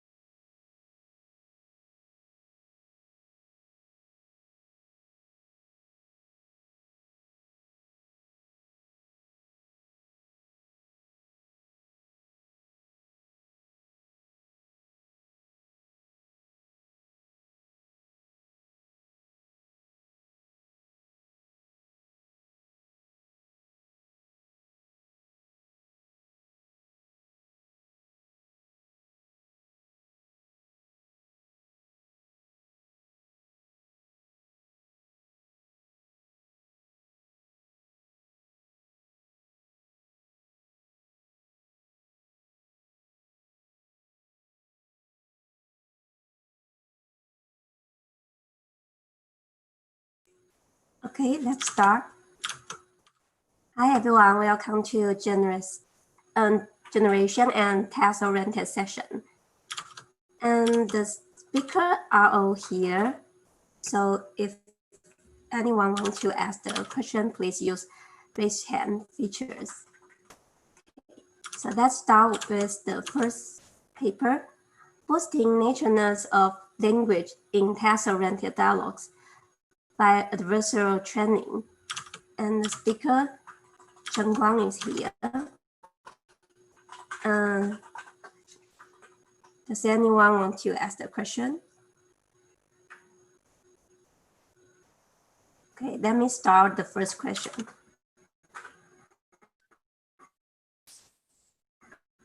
I remember you compare with the reinforcement learning as another baseline, right?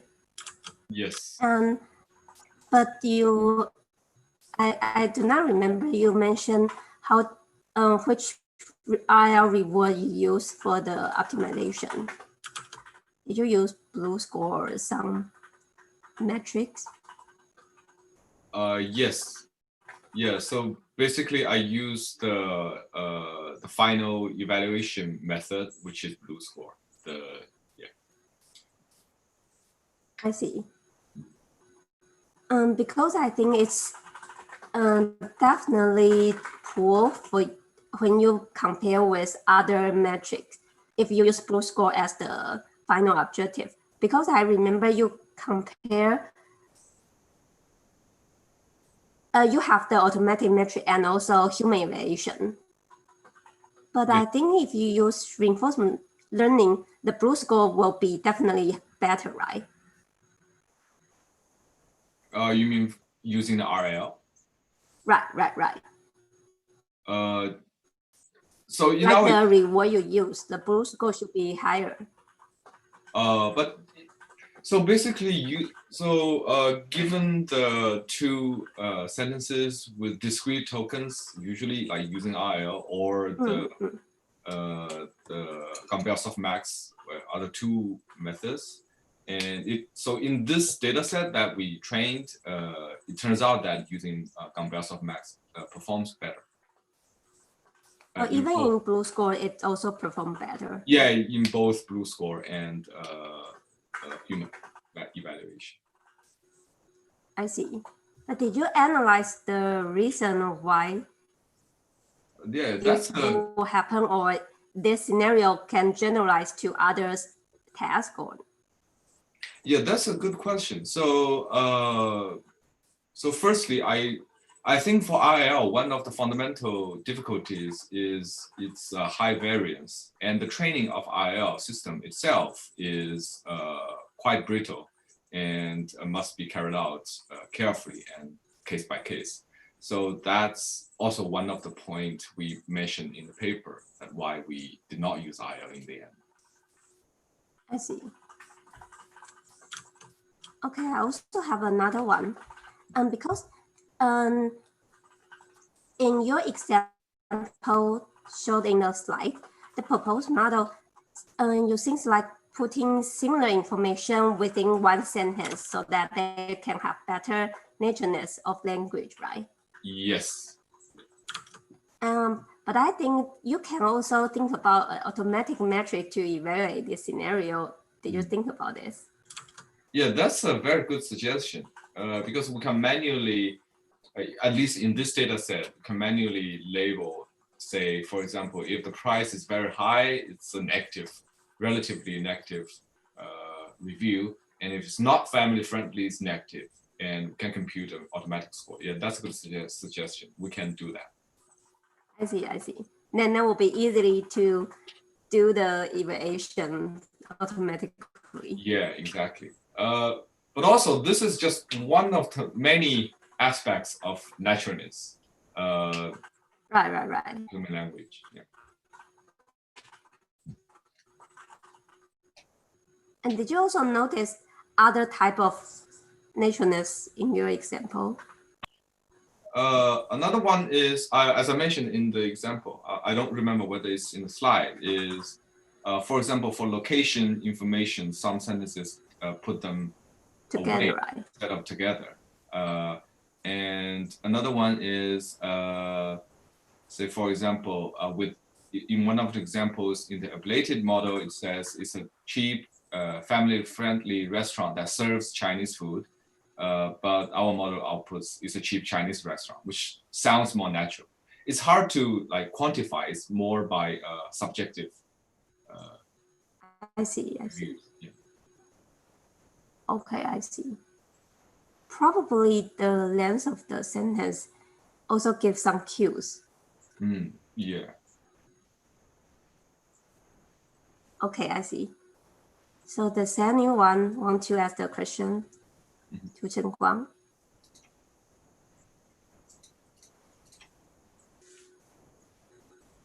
Okay.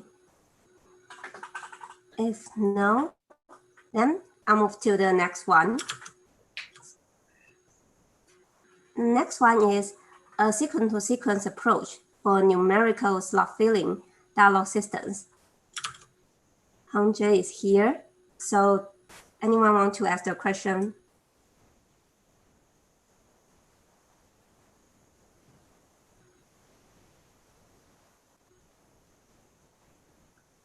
And also, I want to ask the first one.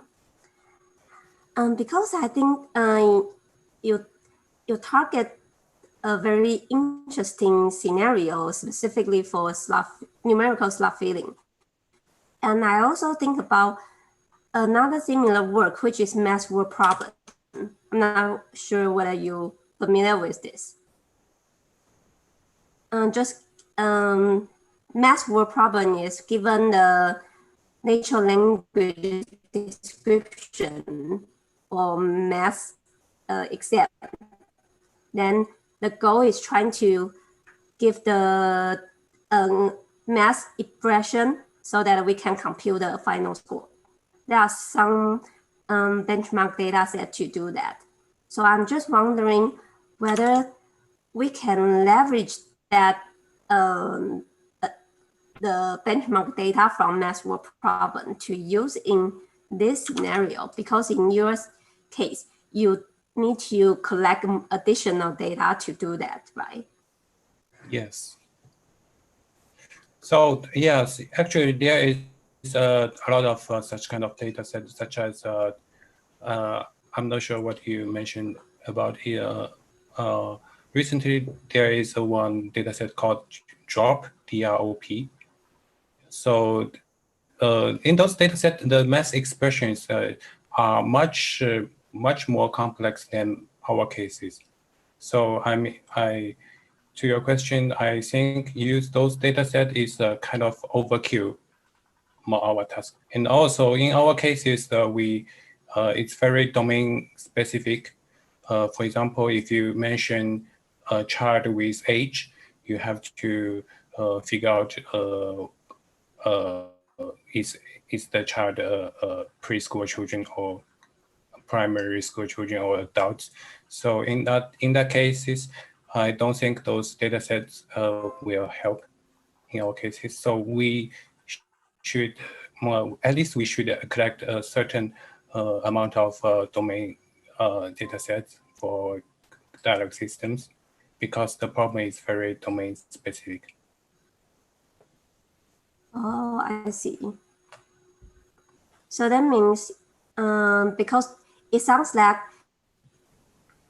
this task may need some additional domain knowledge, so they may need to have the specific data to tackle this problem, Yes, right? you're right. Oh, I see. Sounds reasonable. But I just want to, the reason I want to ask is because I think in the real scenario, need to collect additional data may not be that easy. So do you think about other potential methods or try to combine the existing data and also very small set of the target domain? Then you probably can get slightly good performance. Yes, I think that is definitely a promising direction for the research. So currently, our dialog system is not scalable because we have to collect data set for each domain. But in future, we should definitely consider kind of domain adaptation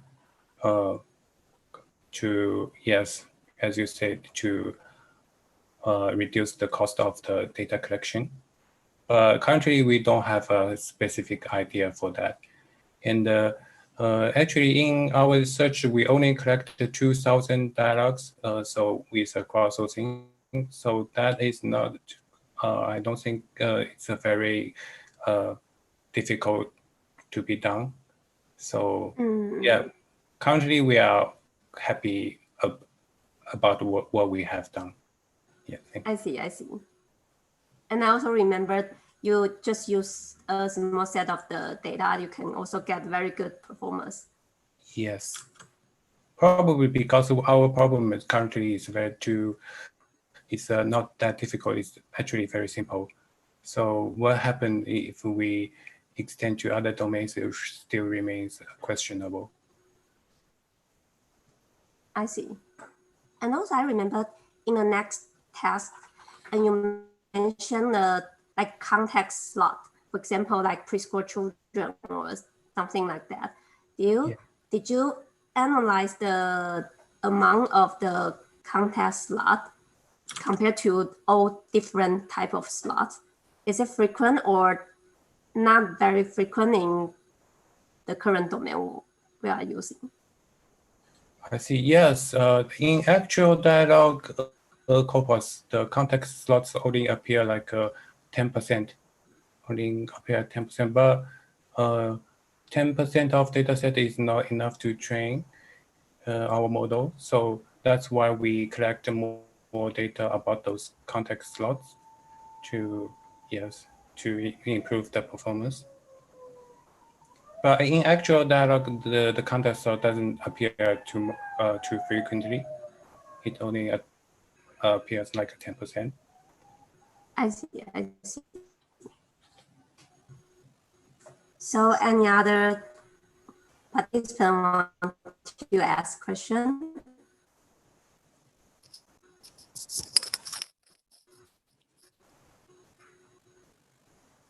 Okay, if no, let's just move to the next one. The next one is Beyond Domain API, task-oriented conversational modeling with unstructured knowledge assets. And sequence here, anyone want to ask the question?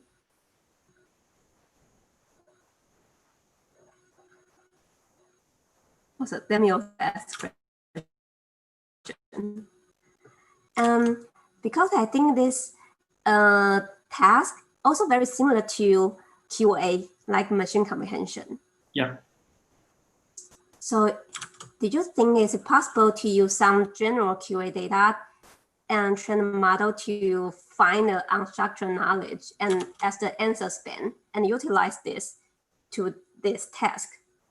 Yeah, I think that will be a potential solution to solve our problems. But one main difference between reading comprehension and our problem is on the dialogue context, because for the reading comprehension, we usually assume that the source document is given for every question. But in this case, we need to find the corresponding knowledge sources first, and then find the answer from the selected knowledge later. So I think that is one difference I'm seeing. So we may need to solve the knowledge selection problem first, and then can consider to apply the reading comprehension algorithms for the extracting the answer from the knowledge sources or generating the responses. I see. Because I can imagine finding this span can be benefit from like the large amount of the QA data. I get your point. I think definitely that would be helpful to learn something from the other question answering data and transporting something from the QA to this problem. But we haven't tried that yet. But I think that is a good idea. Thanks for the good suggestion.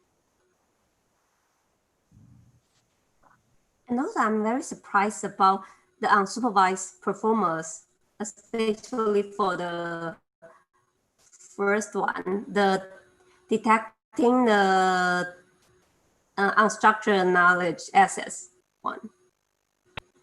So you mean for the knowledge-seeking tone detection? Yes, yes. Because you only look at one sentence, right? Right, right.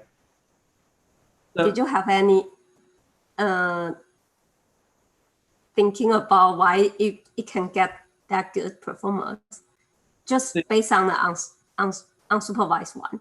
The bad performance of the unsupervised one. It's not bad, I think. Also, it's better. You do not have any signal. Yeah, so I think that's because we collected this augmented data set separately from the original multiverse. So because of that, I guess there may be some differences in the characteristics of the utterances between the original one and the new inserted ones. So I think that is one reason why the unsupervised one works better. But I think there are still some gap between the unsupervised and supervised one in terms of the performances. So yeah, I'm not sure whether this is enough or not, because right now the alpha measure of the anomaly detection algorithm is less than 50%. So once we got some errors for this first step, I think that affects the following steps later. So I see. Vivian, there's a hand up. Oh, you got it. Yeah, my question was around your third task, the knowledge generation of the response generation. I noticed that when you compared it against humans, if you compare both of them against the answer selection, it's almost as if they have the same kind of scores, same win rate. But then when you compare it head to head against humans, humans end up doing a lot better. I'm wondering if you had done any kind of error analysis to explore where the humans are still doing better than the machine. We haven't done the detailed analysis on the human evaluation yet. And one thing is that, this result was for the earlier version of our data set. And after submitting this paper, we have collected some more data set and we have cleaned up the existing data set. So we plan to do the human evaluation again on the newer data set and the newer baseline models. And then we can include some more deeper analysis on the result from the human. And then it'll show up in the DSTC page somewhere in the future. Probably, yes. Okay, yeah, because I'd be very curious to see where is the gap still remaining? What can we actually improve on? Mm-hmm. Yeah, I think that's a great point. So yeah, we will look at that later in the future. Okay, any other questions?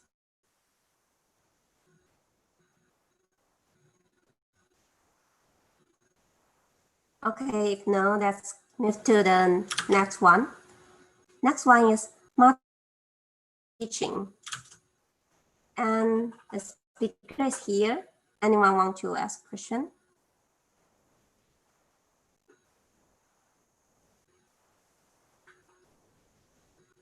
Okay, let me go with the first one. Because your solution require the human-human conversation data, which include the multi-action dialogue, right? So did you consider if the current deployed system only decide a single action, is it possible to make it extend to the multi-action scenario? For example, maybe generate some multi-action and best result based on the current single action scenario. I'm sorry, how do you propose we could extend it from the single action data set? Could you repeat the last part?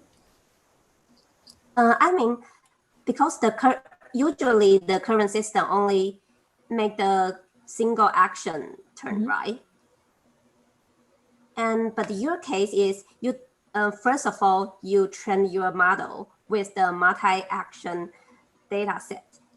So in the beginning, they can automatically generate multi-action policy as the unbased list, and you can use the human to do the rating, and then fine-tune this model.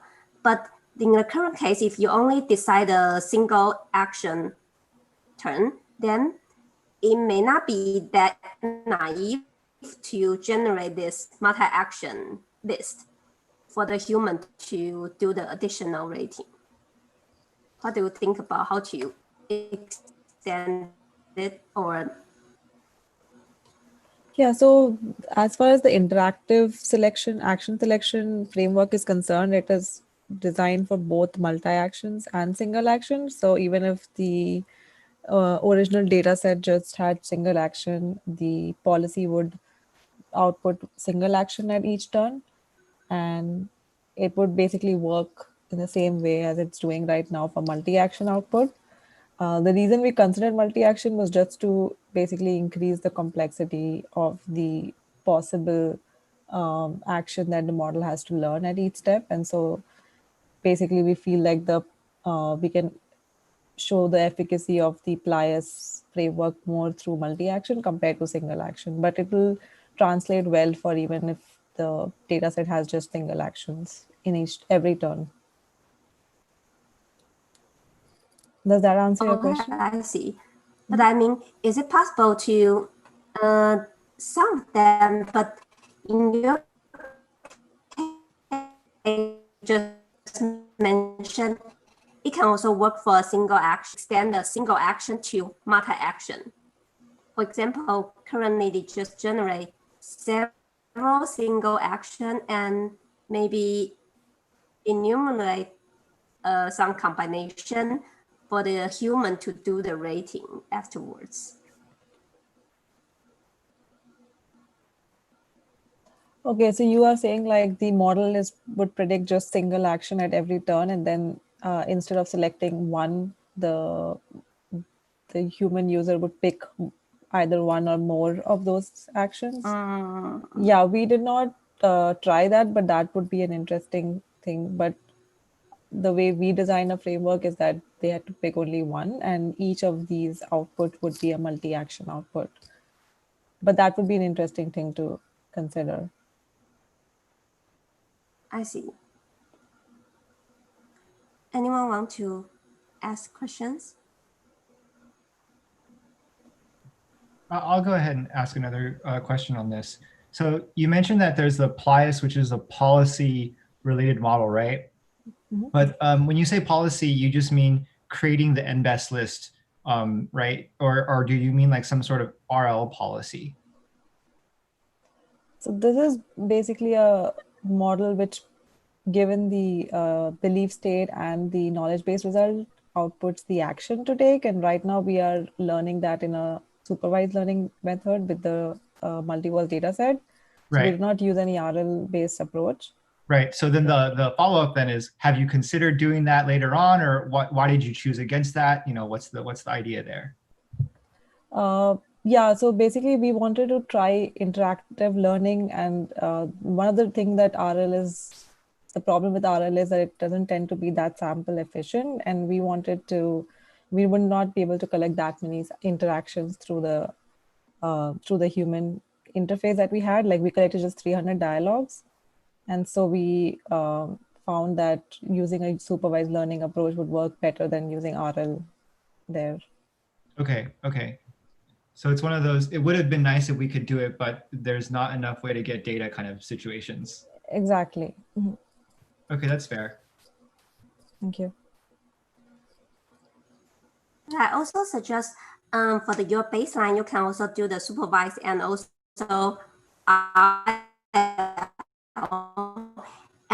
you after you collect the interactive human label, you can treat it as an additional, like a middle supervised signal to help the RL training. So they may improve the performance more. Did you get my point? I'm sorry, you just got cut off in the middle. Could you? Okay, I see. Let me repeat. Sure. I mean, because usually the policy will be trained in a supervised way and also plus IL to do some fine tuning, right? Mm-hmm.